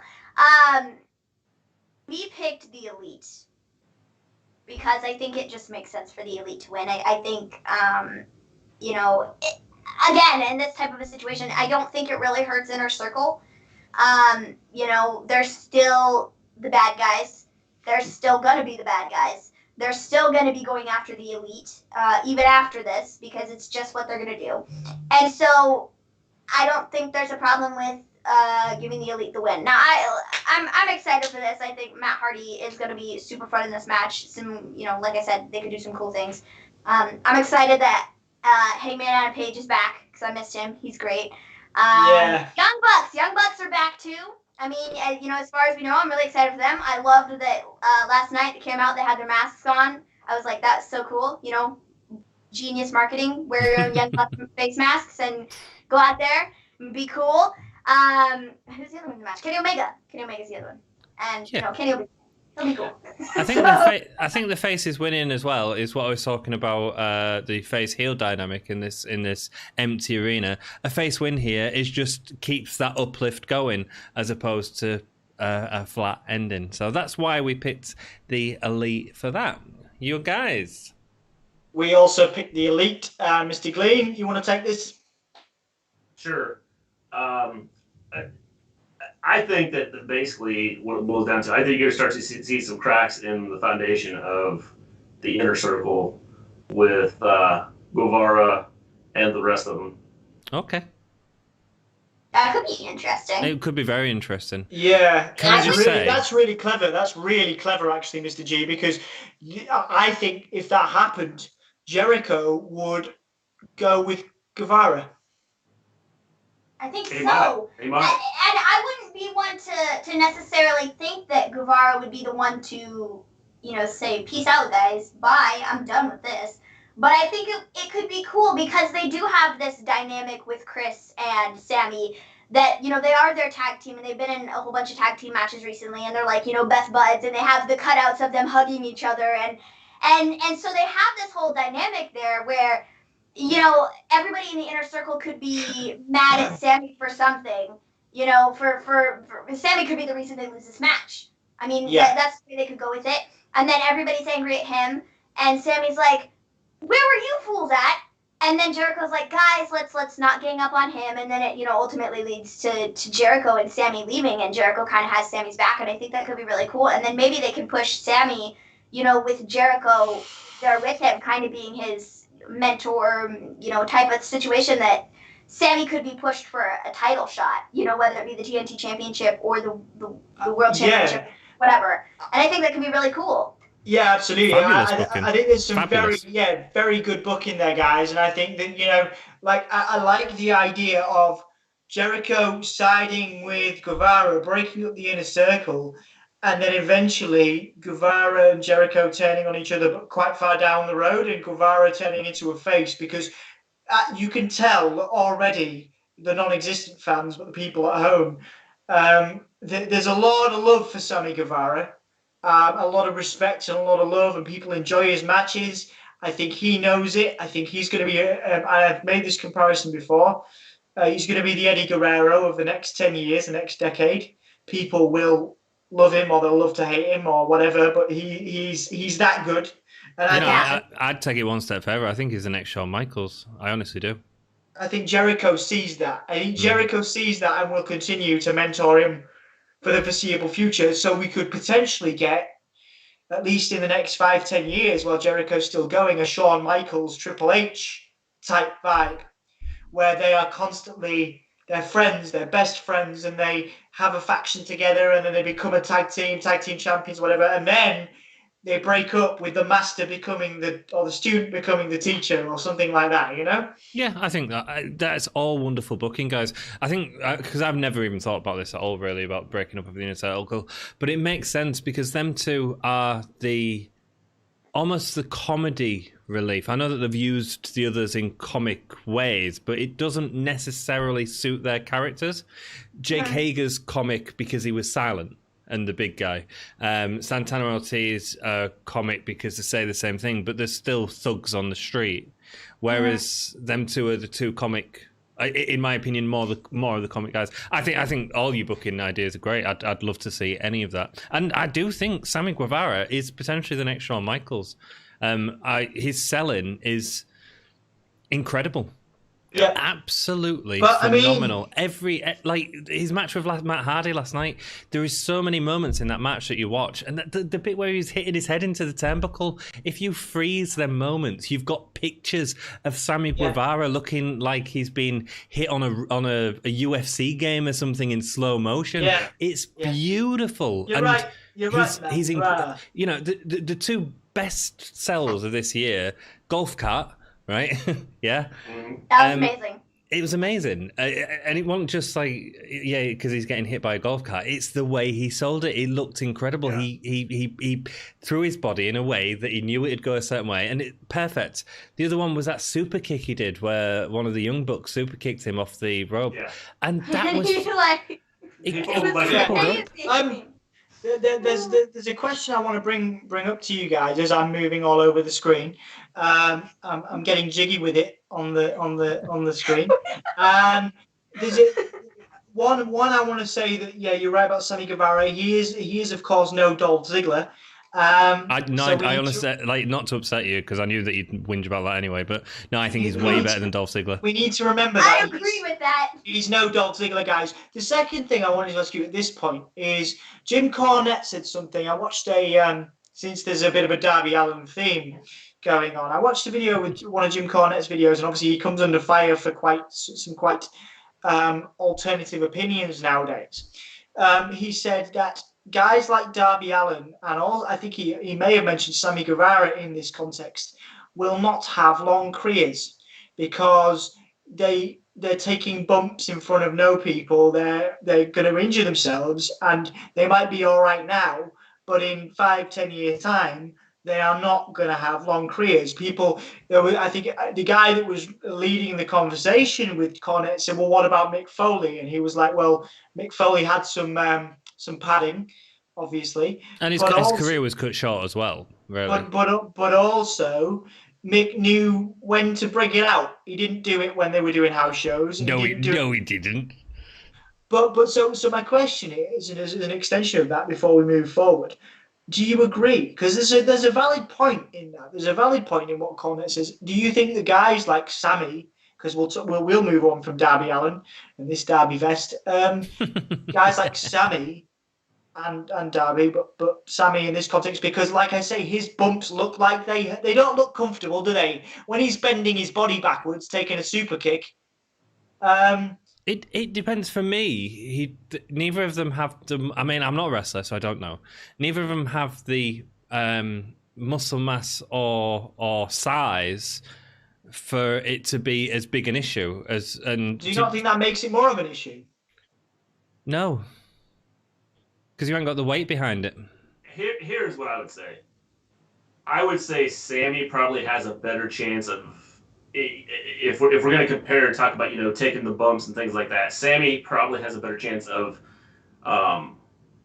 having a longer career than Darby, just because Sammy, I think, could get on a mic and pull stuff off and not necessarily have to do the crazy, stuff that he has to do, where Darby Allin, as of right now, with his character, the way it is right now, you don't see the mic skills or anything like that from him, and part of his gimmick is having to, or a huge part of his gimmick is doing the crazy, flips and dives and everything that he has to do. Now, if he changes to where he can get on a mic and you put out a good promo and do those types of things, then I would say, okay, he could adjust and adapt down the road and change his character a little bit to where he doesn't have to do the high flying stuff to get his character over. Yeah, I noticed he's got a new finisher now, hasn't he? And I wonder if that's something that's been inspired by people saying these things. I'm talking about Darby here. He's got that technical finisher. So maybe that's something. But yeah, it's just an interesting point for the people that are here, for the people that are in the comments. What do you guys think? Do you think Jim Cornette's got a point? Who do you think's going to have a longer career, Sammy or Darby? Where do you want to go next, guys? You got any more comments to add to that, dudes? I don't think so. Nope. I think that's pretty much it. Cool. I think the coffin drop is interesting because, again, there's not that much weight around it. So it's not a headbutt, which is a dangerous move. Does that... Yeah, that makes sense. Is a coffin drop more dangerous than a swanton bomb? It's the same thing. Yeah, exactly. But Jeff Hardy's still been going for a while, But he's also found himself, in painkiller issues and things like that too. So I mean, it's and he's acknowledged his issues, and we can't ignore, and I would hope, because obviously there's a substantial age difference between Darby and Jeff. That obviously Darby probably watched Jeff growing up. I'm assuming that he will have learned from Jeff and what not to do. And what maybe that's why they're bringing this out, so he doesn't have to do the coffin drop all the time, and you save it for them important things. In a similar way, they should have done that with the muscle buster from Samoa Joe before someone got hurt. You save it for the very special moments as opposed to... Cool. Yeah. Let's go on to the next match. AEW Women's World Championship will do next. This is no DQ, no count out, and it is Nyla Rose versus Hikaru Shida. Pretty simple, Nyla. Yeah, absolutely. Absolutely. Yeah, Nyla. Although Hikaru Shida is I think technically outstanding. Absolutely, one of the most standout talents on the AEW roster, but very much in the same position that Kairi Sane is in a WWE context. There's somebody that's better on the mic and better suited to press and marketing and all that stuff. Nyla is, of course, for varying reasons, a very good role model standout for AEW, whereas Hikaru Shida isn't quite there yet, shall we say? Well, So, I think she might be there. We've not seen it. well, And that's an issue. That's what I mean. Yeah, Yeah. that's what I mean. Though. Yeah, and that's what I was talking about earlier when I said the women need promos. I have a question. Here's a thought. Just kind of thinking about it with Shida. She has been getting wins as of late, yeah? Which Lots is of why wins, she's yeah. getting the title shot. Yeah. I wonder if, I feel like we've kind of seen more of like a feisty side as of late, with the whole Nyla feud, So I wonder if her loss to Nyla this weekend will kind of push her over the edge. And they're going to kind of do like a character change with her. And she's going to become more of not a bad guy, but, she's going to... A darker side. And she's going to like beat the crap out of Nyla after the match is over. I wonder if maybe they could do something like that. I know what you're saying. I don't think it'll happen because I don't think they've got enough faces on the women's roster at the minute. And especially having that heel champion, you need the faces to be fighting to face Nyla. So I think the one thing you'll see from this match, I think you'll see, because there was the powerbomb from Nyla to Shida like a long time ago, wasn't there? I think they're going to recall that moment, and I think you're going to see Shida powerbomb Nyla through a table, because I think Shida is incredibly strong anyway, and I think that'll be a really great moment in the match. I still think Nyla will win. The other reason I won't want to see a heel turn right now is because it feels like we've just had that with Britt. It's been handled so perfectly. Let's stay from that. I also think Hikaru Shida could be the person to take it off Nyla, just not at this point. It needs more build, it needs a crowd, and the need to give the mic time. Mm-hmm. Yeah. I don't know, it was just a thought. I don't know. It's an interesting thought, Minnie. It is, yeah. It's just, I don't think we could, I just don't feel like the right time for me right now. Which is cool. Which is not just cool, it's awesome. Next match is, do you want to do the ladder match or the TNT Championship match? TNT first, I guess. TNT Championship match. Cody Rhodes versus Lance Archer. Righty. So, this goes back Did you just do an English accent, Minnie M? All righty. Alrighty. Alrighty. Going back to the Shawn Spears thing. This is where we picked Cody. That's who we picked. I'll explain, the reasons why he kind of gave Cody as an option. But now thinking about it, Shawn Spears, having Cody win the TNT Championship, I think Shawn beats Dustin, and then Shawn Spears somehow works his way back to Cody with all the talk of Cody as it stands right now, and Cody's going to have the TNT Championship, which gives Shawn Spears even more of a reason to want to go after him because he wants the belt. But they can kind of revisit their feud from over the summer, and I think that could be where they're headed with that. So. Yeah. No, that's completely right, and he could just do it by winning the Battle Royal next Wednesday, because that's for the next person to face the TNT champion. Lance Archer is amazing. The issue with him winning the belt is who is going to take it off him. Like, that's the one thing about this match that I don't like. I'm excited to watch Cody versus Archer because I think they've built up the feud quite nicely. But the issue I have is the fact that it is for the belt. Mm-hmm. I don't think it needed to be for the belt at all. I would 100% agree with that. When they first had shown us the bracket for who was in it, you were looking at it and you were going, oh, it's so obvious. It's going to be Cody and Archer. Yeah. About halfway through that, I started to think, oh, well, I hope Darby goes through. Because I would love to see Darby, be the first one to hold that and go through and everything like that. And then that didn't happen because Cody beat him. Well, versus someone like Kip Sabian. That would have been a great match, Darby versus Kip Sabian for the title, I think. Yeah. As opposed to these two, because these seem like main eventers anyway. Yeah, so that's really the one issue I have with the whole thing is just the fact that it's for the title because it did not need to be for the title. And that's the one thing that sucks about it. But, it is what it is. And that's the one reason why Lance Archer will not win this match, is because it is for the title.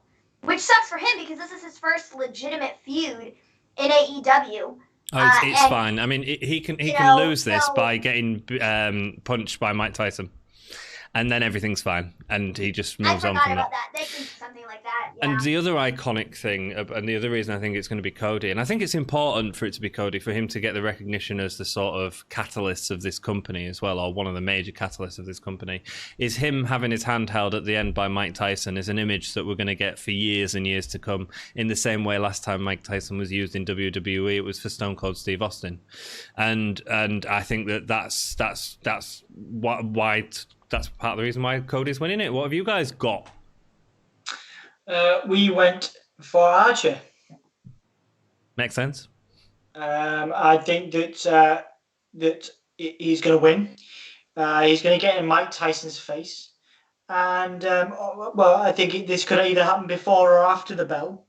But I think one of the reasons that it would make more sense, I think for it to happen afterwards, would be Archer wins in quite, I'm not going to say dominating fashion, but I think everybody expects Cody to win. And I think that he's going to win, and then Tyson's going to knock him out. I don't know if people expect Cody to win. Does anyone? I mean, in the chat, Jonelle said, I think Cody needs to win. We haven't had a title, and this would be his first legit title run. I think the obvious pick is Lance Archer because he's not lost anything. Exactly. That's kind of where I was at in the beginning until we started talking about it. And it just, I mean, from like a logical standpoint, it makes more sense to have Cody win, And they have some things they can do with it. But at first, I was thinking Lance Archer. I think that I think Archer has to win because you've created this monster. He's beat, some people. Now he's going to beat the top, one of the top guys in AEW. And yeah. So I think if you're going to continue this monster building of Lance Archer, you have to have him win.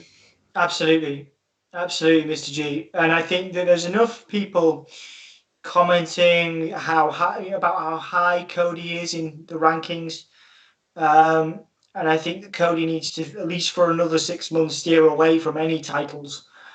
Because this is the only title Cody can win because he can't win the. But that's what I mean. He's always pretty high up in the rankings. So I think that is that stipulation not only for when Jericho had it? No, it's the entire time. So my question to you guys would be, what do you do with Lance Archer after he wins the TNT Championship? You give him a monster run until Cody, down the line, or somebody down the line, distracts Jake enough or something to distract Archer to get a sneaky win. So who takes it? Because it'd be week after week of seeing Lance Archer on TV beating everyone, wouldn't it? Luchasaurus, something like that. Luchasaurus, okay. maybe even Jungle Boy. Interesting. Interesting. For an ultimate underdog story, everybody thinks he's going to get killed.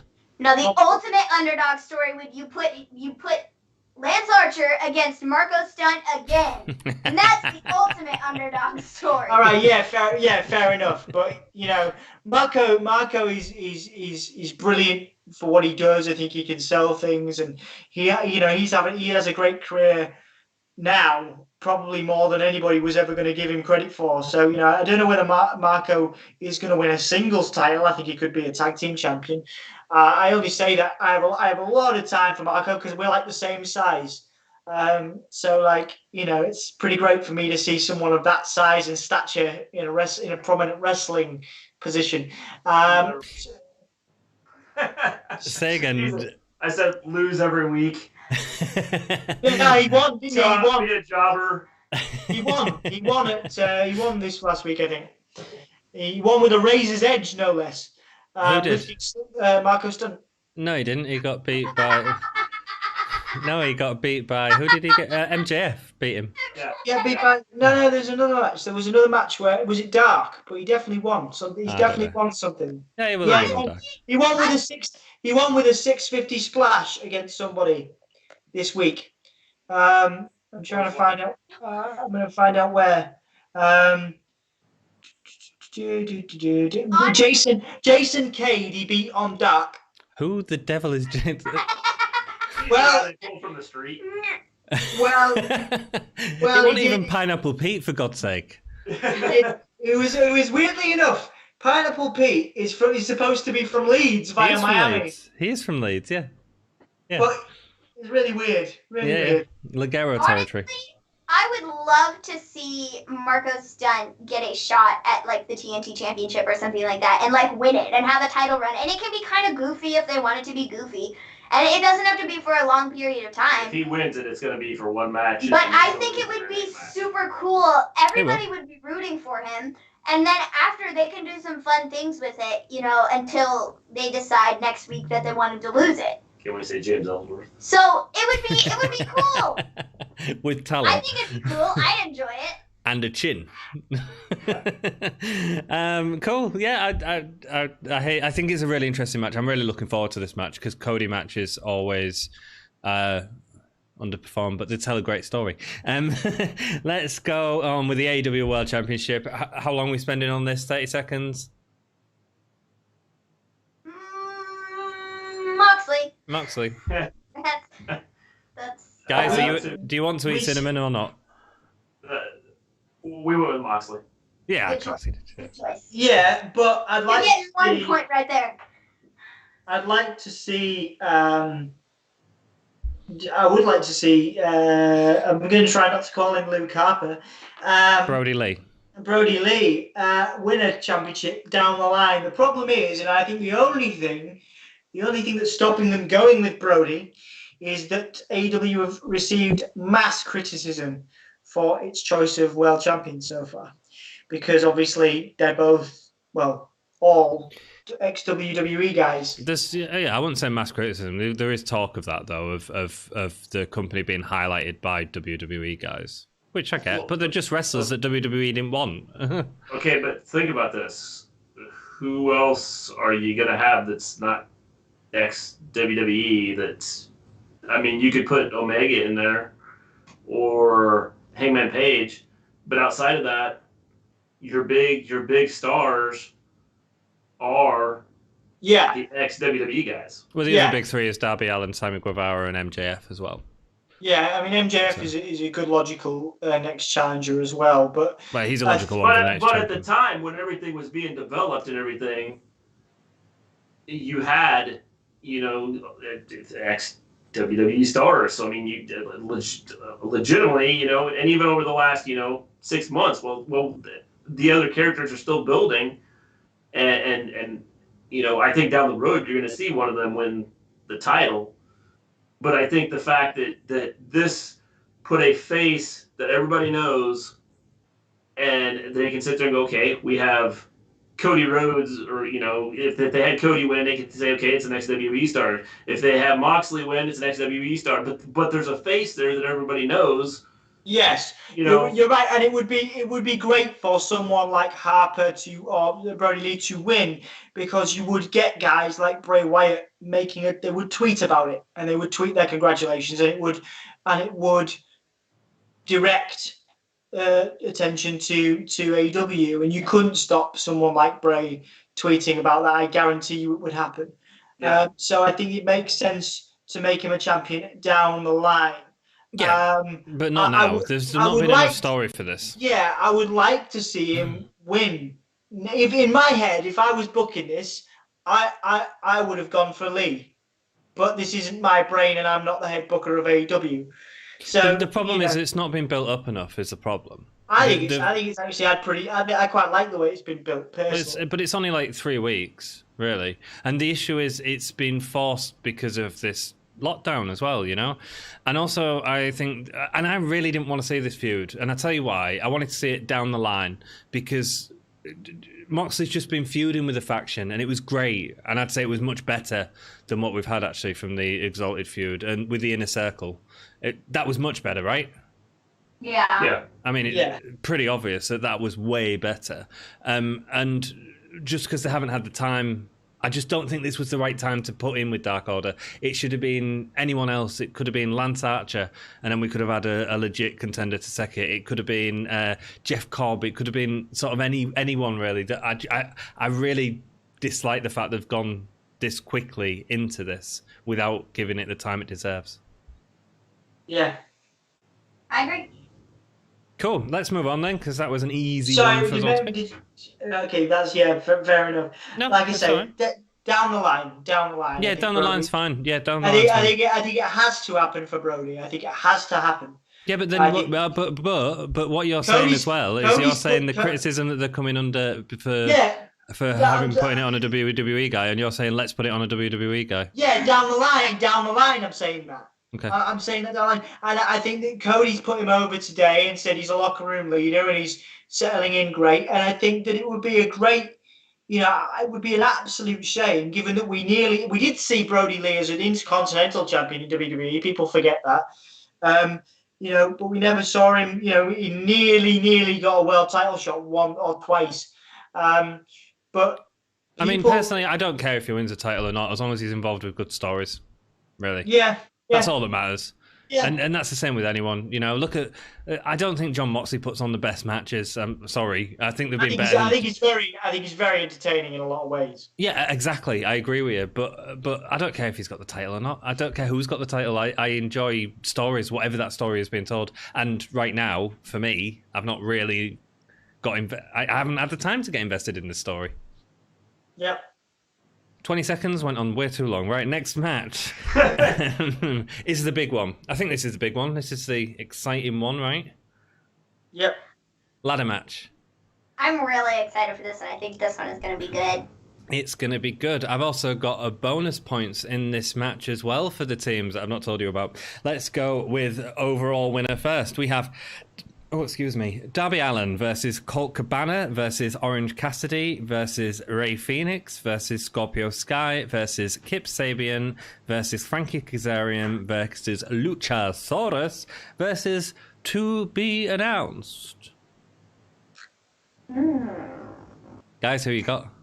We were all over the To Be Announced guy because we like that name. I'm kidding. Yeah. We've always been a great fan of To Be Announced. Yes. TBC. I want to say To Be Announced versus Vacant. Yeah. So there are a couple of dream guys, of course, you could put in, but they're still under no compete clauses. Guys like EC3 and Eric Young and those type of people. Well, can we before we go into the mystery competitor, let's do who we think is going to win the match first. Unless you think it's going to be a mystery competitor, which is putting a lot of eggs in one basket. It's your call. Mr. G, you want to take this? I think it's pretty obvious who wins this. Oh, I don't at all.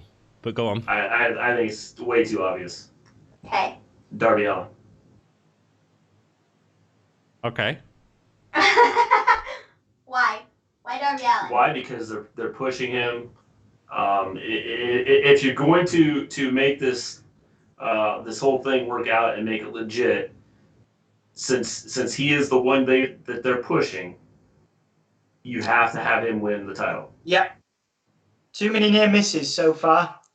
So you think he's going to take the title off Moxley? Because this is for the next contender. The chip. Yeah, this is for the chip. I think he's going to. Yes. I think he's going to be a heel. I think he's going to be a heel. I think he's going to use. We've seen it. So we've seen it on Dark this week. His first foray into heel tactics. We did it with Cody as well, but here is their shot to go outside WWE with someone that AEW has kind of built up and turned into a star, to have them go in and beat Moxley. I think that just makes a lot more sense than anybody else that's within Yeah, that's in this match. Yeah, I mean, obviously it's great to have Kip Sabian in there and see him with that platform. It's great to see Colt Cabana in there and have him being on that platform because everyone loves Colt Cabana. There's a lot of really great talent in there. But Darby, they've teased us a lot with his matches. Near misses, all that stuff, and he's lost it. He's now gone heel. He's realised and I'm very careful with this comparison, guys. He's got to be the X-Pac. He's got to be one of the only smaller guys that can pull off the heel role. X-Pac is one of the only other ones that could do it well. And Darby Allin has to take that ball and run with Gargano, it. Ciampa, Bella. No, whoa. Look at Balor's build, right? Look at Balor's build versus X-Pac. Balor's got so much more than where, in terms of muscle mass. Ciampa, what you want about Ciampa? Go on, carry on. Ciampa's build is... I just don't think he's here, but carry on. Darby and X-Pac have loads in common. Look at the 1-2-3 kid. It's basically the same build, right? Right? You can't compare X-Pac, Sean Waltman to Ciampa, and you can't compare him to Gargano. Fair enough. Here's a question. Sorry. Does he have to be a heel? Yes. Because when you're going against Moxley, to win the title, you've got a guy in Moxley that could play either side, depending on who he's going against. People are already Darby's already a believable heel, I think, and I think he's going to make it work, and I think he's going to be, like I say, I'm going to say it now again. He's the only guy since X-Pac that's going to be able to have that heat as a smaller dude. And X-Pac's never won the world title. Yeah, exactly. He's the second coming of Sean Waltman, and I think that it's a better. He's gonna take the ball and he's gonna run with it, and he needs to be a heel because Moxley's too over. I think that Darby taking the title isn't going to generate as much news, Do you think Darby's winning the title, by the way, after this? Yeah, I think he's beating Mox. Mr. G? Yes. For the reasons I said, is AEW has kind of built his character and built him up. And so this is their shot to have a star from AEW be a champion. Yeah, and then he stays heel, and then he could feud with Omega. When's he winning the championship? Doesn't really matter when. I guess it's the next pay-per-view. Well, it depends when the chip is. It depends if they're ripping off Money in the Bank, doesn't it? And he's got like a year to cash the chip. I don't think it is. I think it's just next title shot. So yeah, I think he's winning it. And then you could have loads of cool feuds. But my only concern with Darby winning the title is that it won't generate enough news. It won't be global news in the same way that it was when Jericho and Moxley won it. But I think, I think it will, because I think fans are massively behind him. I think it'd be massive. I think you'd be surprised how many people love Darby. Which is why I think you have to have him win and then go get the title, because he like I said, AEW has basically built him. I mean, he's built himself because AEW has allowed him to be himself and do his things. Subtly. Yeah. I think we have one person that isn't a Darby Allin fan, guys, because we've got a thumbs down. So whoever it is doesn't like Darby Allin. That's all good. That's all good. Yeah. So what I was going to say was, and this is a question for you guys, is with Darby, and with the whole, sort of the buzz around him, because I can already kind of feel it coming. Do you think there's going to be overkill? Look at how behind Darby we all are. We've talked about in most of this podcast. Do you think there's potential for overkill on Darby? If he wins the title, if he gets the chip, there's potential for overkill on anyone, but I don't think he's winning the chip. So, and I don't think he's getting the title run right now. AEW has done a good job with not overexposing any of their champions. Yeah. Does that make sense? Yeah. So I couldn't. The thing is, they've told stories. Yeah. But they haven't thrown out their, You could argue Cody's overexposed because he's constantly in a story. He's constantly made a thing. Well, no, he doesn't have to be. It could be anyone. Why does he have to be? I think eventually you're going to see Cody slide back, and I think so. I think in this whole when they started this whole thing out of the new wrestling organization, in order to make it legit, Cody and Moxley, even the Young Bucks, Omega, those guys had to be pushed out there, and just to make it legit. Like, okay, this is serious. We're trying to make this competitive, or at least a viable option for people to come and watch something rather than watching WWE. And so I think they had to be pushed. I think eventually what's going to happen is they build this roster, Cody will take a step back, and you will start to see other people step in and be the face of the company. Okay. Cool. Yeah, I mean that could happen. I don't know because Cody's so over is the thing, and he's so great. But who knows, man? I mean, they've got the talent already there to do it with people like Omega. They've just not used it at all, which is weird. So let's go into our pick. Minnie M, you had this one. So honestly, first, I would be fine with anybody in this match winning. Like, I really don't have a problem with anybody, getting the chip and getting a title shot. I think any of these matches would be great. So... May I ask a question, Maven? If anyone wins, do you think they're going to win the title?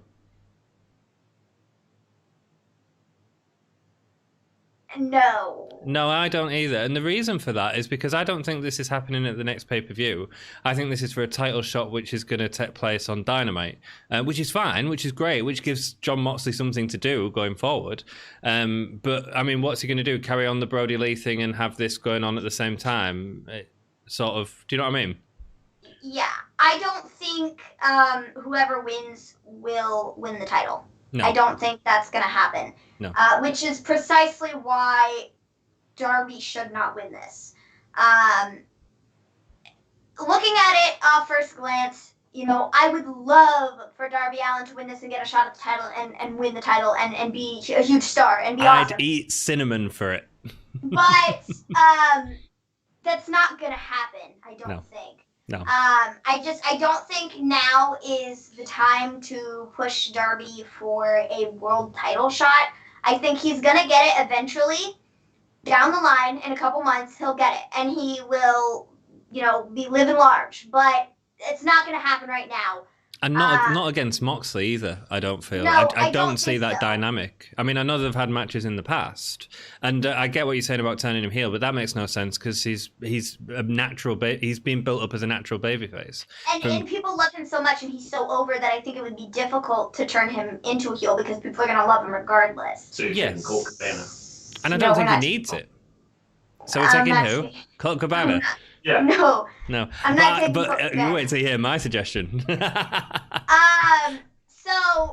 Darby Allin not winning. Colt Cabana, he's going to be great in this match, but he's also not winning. Orange Cassidy, I mean, he'll have some great spots in this match too. But, he maybe could win, but he's not our pick. I originally said Orange Cassidy. I do think Orange Cassidy is going to win this. And the reason for that, let me just quickly go into this before Maven actually reveals our pick. The reason I think Orange Cassidy is going to win it is because Best Friends are going to feud with Moxley 2 weeks on TV in a row. The week after, you're going to have this match against Orange Cassidy that's going to be a feature match on Dynamite. Everyone's going to look forward to it. Orange Cassidy is going to lose, and we're going to move on to the next thing with Jon Moxley, who won the Money in the Bank match this year, the men. It was Otis. Honestly, I would totally be fine with that. And like I said, I'm fine with anybody winning this match because I think any of it will be fine. And I would be totally fine with the Orange Cassidy thing, because I think it'd be fun. And I said that, getting to kind of see a different dynamic from, some of these characters that maybe Orange Cassidy takes it a little bit more serious going into the match, or maybe he doesn't. I mean, there's so many things they could do with it. He climbs the ladder with his hands in his pockets. Boop, boop, boop, boop, boop. And then Moxley's his like reaction to everything and whether he just like laughs it off or is like Moxley would hit kick him you with in the the head or like whatever the case may be. I think it could be there could be a fun dynamic there of something that we don't really see all that often. Ray Phoenix, he's another one that's gonna have some great spots in this match. It's gonna do some crazy things like he did yesterday, falling on his butt, not being caught. Terrible. So there's gonna be some cool stuff, but he's not winning either. Frankie Kazarian, I think I personally There's a chance. With him, I feel like we see SCU and SCU is great. But I feel like we don't see as much of Kazarian as we do the other two, and so I feel like I don't really know a lot about Kazarian, and I don't necessarily know his in-ring style, and I don't necessarily know what his strengths and his weaknesses are, and so for like that reason, I would say he's not winning either. But I do think that an interesting story would be Kazarian's last shot. In a similar way to Daniels. Mm-hmm. So Kazarian is another one that, I think I just need to see a little bit more of him to kind of get a better understanding of what his whole deal is before I go throwing him into a title picture. Luchasaurus, this could be fun for sure if Luchasaurus won. I think there's definitely a lot of different directions they can go. They have Jurassic Express, Marco Stunt, and Jungle Boy. They can play off of that and do all of that business alongside this if they want to. And but he's not our pick either. I think that it's difficult to imagine Luchasaurus and John Moxley in a feud as well. I struggle to see that right now. Kip Sabian, he's another great one. He's going to have some amazing spots in this match. Just like I've said for every other person. But that's why it's an exciting match, right? They're all good spots in this match. But Kip Sabian is also not winning. Scorpio Sky. I feel like this dude has big things in his future. I think he's going to be a massive singles star. I see a lot of, Ricochet in him, if I'm being completely honest. I think he is very similar to him. He kind of has that, high-flying type of a style, but he's different. He's got, SCU with him, and he's got this, group that's behind him. And I think that he has massive potential to be a huge single star. I want to see more from him. And for that, that right there on its own, that is why I said, let's go with Scorpio Sky. Because I feel like a lot of people aren't going to pick him. And he's kind of a sleeper pick that people are like, I don't know about him. But he is massively talented.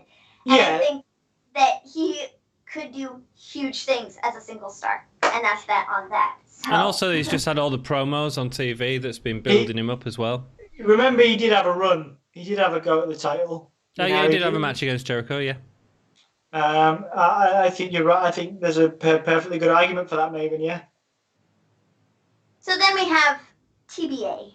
Ooh, who's 2BA going to be? Right, guys, so what I'm suggesting is this is worth 2 points. And it's not a team pick. Everyone gets 1 pick. Hey, if you two want to choose the same person, let's say you both choose Drew Gulak, you'll get 4 points, which means we're eating cinnamon. How does that sound to everyone? Fine. Who do you guys think it is? Let's go around the circle. I'll start. I'm going to say Chris Hero. Nice. Dom? I'm wait. No, you don't listen to people's answer and then decide. You go. No, I'm thinking. No. Does Chris Hero have a no compete clause? Who knows, man? I mean, you can go with him if you want. Whatever. Mr. G, go ahead. That's a good question. Mini M, go ahead. I think somebody who was rumored to sign with AEW several months ago, who could potentially be kind of cool. Brian Cage. Okay, maybe. really good shout. His name has been thrown around a bit when talking about being signed with AEW and stuff, and I think it could be cool. So. That's a great choice. Dom, I don't want to see your forehead. Lift your head up Go on, lift your head up, keep going. Right, now back up a little, wake up a little bit, just because you've been talking for so long about gold dust like you always do, and you get to the end of the podcast and you're out of energy. I'm not out of energy, I'm thinking. This is my thinking forehead. Well, it's an ugly thinking forehead, but hopefully you've had a bit of time now. Look, I've already got Colin ripping into me. Can you just chill out, all right? It's not a bloody competition who can dislike me the most. Right, hold up. Right, okay. Well, Ric Flair's finishing up with his WWE contract. Just saying. Cool. So is that your pick? No. Oh. No, Drew Gulak's my pick. Drew Gulak, good choice. That's a good pick. I don't think. I'll tell you why I don't think that's going to happen, because a lot of people are saying Drew Gulak. Yeah. Okay. Yeah. Well, I wish it was Chris Hero, but it ain't going to be. Mr. G, go on. EC3. EC3. Okay. He's not. There's a reason. That's his choice. There's a reason I don't think that's going to happen. But it's because of his 90-day contract clause, I think, is the reason that you can choose someone else if you want, Mr. G. Or are you happy with EC3? I'm happy with EC3. What are they going to do? Fire him? Well, so with millions. It's not. I mean, I wish it was EC3. I wish it was EC3, but it's not going to be. I don't think. Although he is teasing joining NWA, so he could be swerving us all. He tweeted about during I think this podcast. He tweeted a tweet to Billy Corgan, so he could be swerving us all. Yeah, Drew Gulak. Emma Hayward has said, "Stop being mean, Anthony." I can't help being mean when I just tell him to wake up and lift his little forehead up. So the question is why not EC3 and you say Gulak? So EC3, I don't think will happen because of the 90-day contract thing. They can't work within that. Right. The reason I say no Gulak isn't because of the contract, because his contract's run out. So in theory, he could show up there. But I don't necessarily think Gulak is done with WWE. I think they're still going to be under contract negotiations. And I know that it fell through at the last minute. So this is something we was talking about on the news show we did earlier. They had his contract had run out. They'd offered him a new contract. He said, "I want more money because you're offering everyone more money for this." They said no and withdrew the offer. And because of that, his contract ran out. So I still think there's going to be a bit of negotiation there. And I think by Gulak going to AEW, there's going to be no more negotiation there. What if it's a masked man and it's EC3? I don't know how that works. I can't imagine it'd work because they've got a no compete clause, which means you can't show up on any. There's only a few people that are out of that. Who are the other releases? Because they were obviously granting releases to people automatically, or they are doing now. But I can't think. But even on the release, they've got most of them have a 90-day no compete. And the reason I say Chris Hero is because NXT has, I believe, a 30-day no compete. Yeah, I'm pretty sure that's what I saw. They were getting 30 days, and they knew for sure that was just for NXT, and they didn't know if that applied to the Raw and SmackDown talent too, or if it was just NXT. I would eat 50 bags of cinnamon to see Chris Hero in AEW. He's also the type of wrestler that's worked the independents with a lot of these guys when they were early coming up and worked with Chris Hero. I'm pretty sure they'd want him there. Yeah, I mean, we'll see, won't we? We'll see. None of us said Sting. That's what I was going to say. So what about Sting? It could be. It's not going to be Sting, man. I mean, wouldn't it be something if it was? But it's not going to be. I think there's a high chance Sting will show up at this pay-per-view.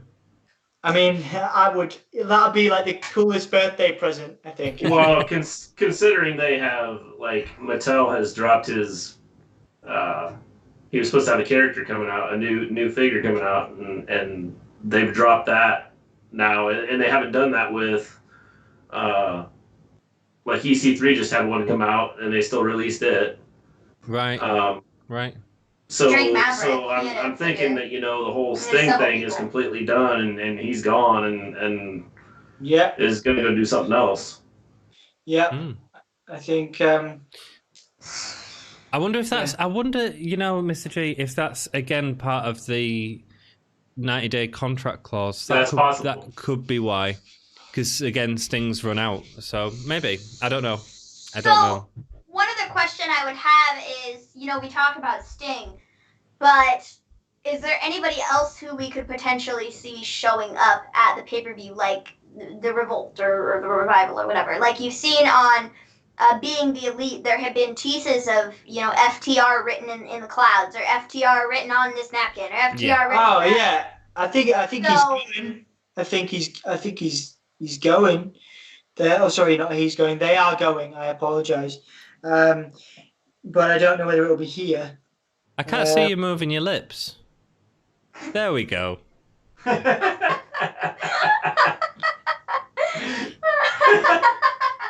Continue.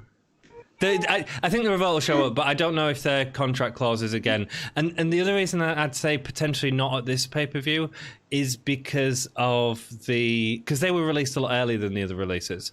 So they might be within the 90 days. But there's no tag match at this pay-per-view. Yeah, that would be the one thing that I would kind of question. Yes. Because I would foresee them coming out for something like a Young Bucks match and getting involved with the Young Bucks, or getting involved with Omega and Paige because they're the tag team champions or something like that, and that would make sense. I don't know. It's just a thought throwing out there. The Revolt is going to be somewhere, and it's a matter of just when they show up. And I mean, they could show up, theoretically they could show up at Double or Nothing if they wanted to. I was trying to think about how could that work in like a scenario with, the Elite and having their match or something like that, but I don't know. It's all interesting thoughts. Well, that is our predictions. All done. Hey, Kobe talks about wrestling. Nice to see you. Everyone who's watching this podcast, who's been watching for the 3 hours or whatever it is that we've been going, go and support Kobe because he's got a wonderful channel where he reviews Raw, SmackDown, and NXT. And speaking of a wonderful channel that reviews Raw, SmackDown, and NXT, as well as AEW and pay-per-views and watch-alongs, the Wrestle Story are a fabulous channel who are currently at 199 subscribers on YouTube. So go ahead and be that 200th person. There you go. Yeah, absolutely. Send them some love. We've got a special video coming out at the 200. Is it the Hey Hey Ho Ho video that you owe us? I guess you're gonna have to wait. You guys will see that, but we do have a video coming out for. Awesome. That's exciting. We look forward to it, man. Thank you so much, everyone, for joining us and chilling and chatting about predictions. Awesome. Hey. Yeah, thanks, guys. It's been Who knew that predictions could go on for over 2 hours? Yeah. I didn't expect them to go on for 2 hours. But well, that's what happens when you talk about Goldust for 3 hours. I love all the conversation, though. All the great ideas and the different booking for things. It's so fun to sit here and just, rambling on and on and on and on and on about how this match isn't going to go down. Yeah.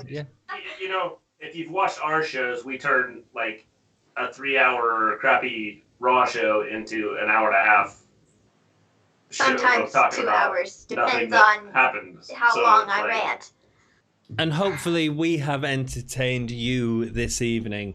The other thing that's happening next week with Wrestle Story, our YouTube compadres, we are going to be doing a watch-along over on this channel, and that is going to be a WCW. We do need to confirm times on that. It'll probably be 10, 11 Saturday, I'd assume.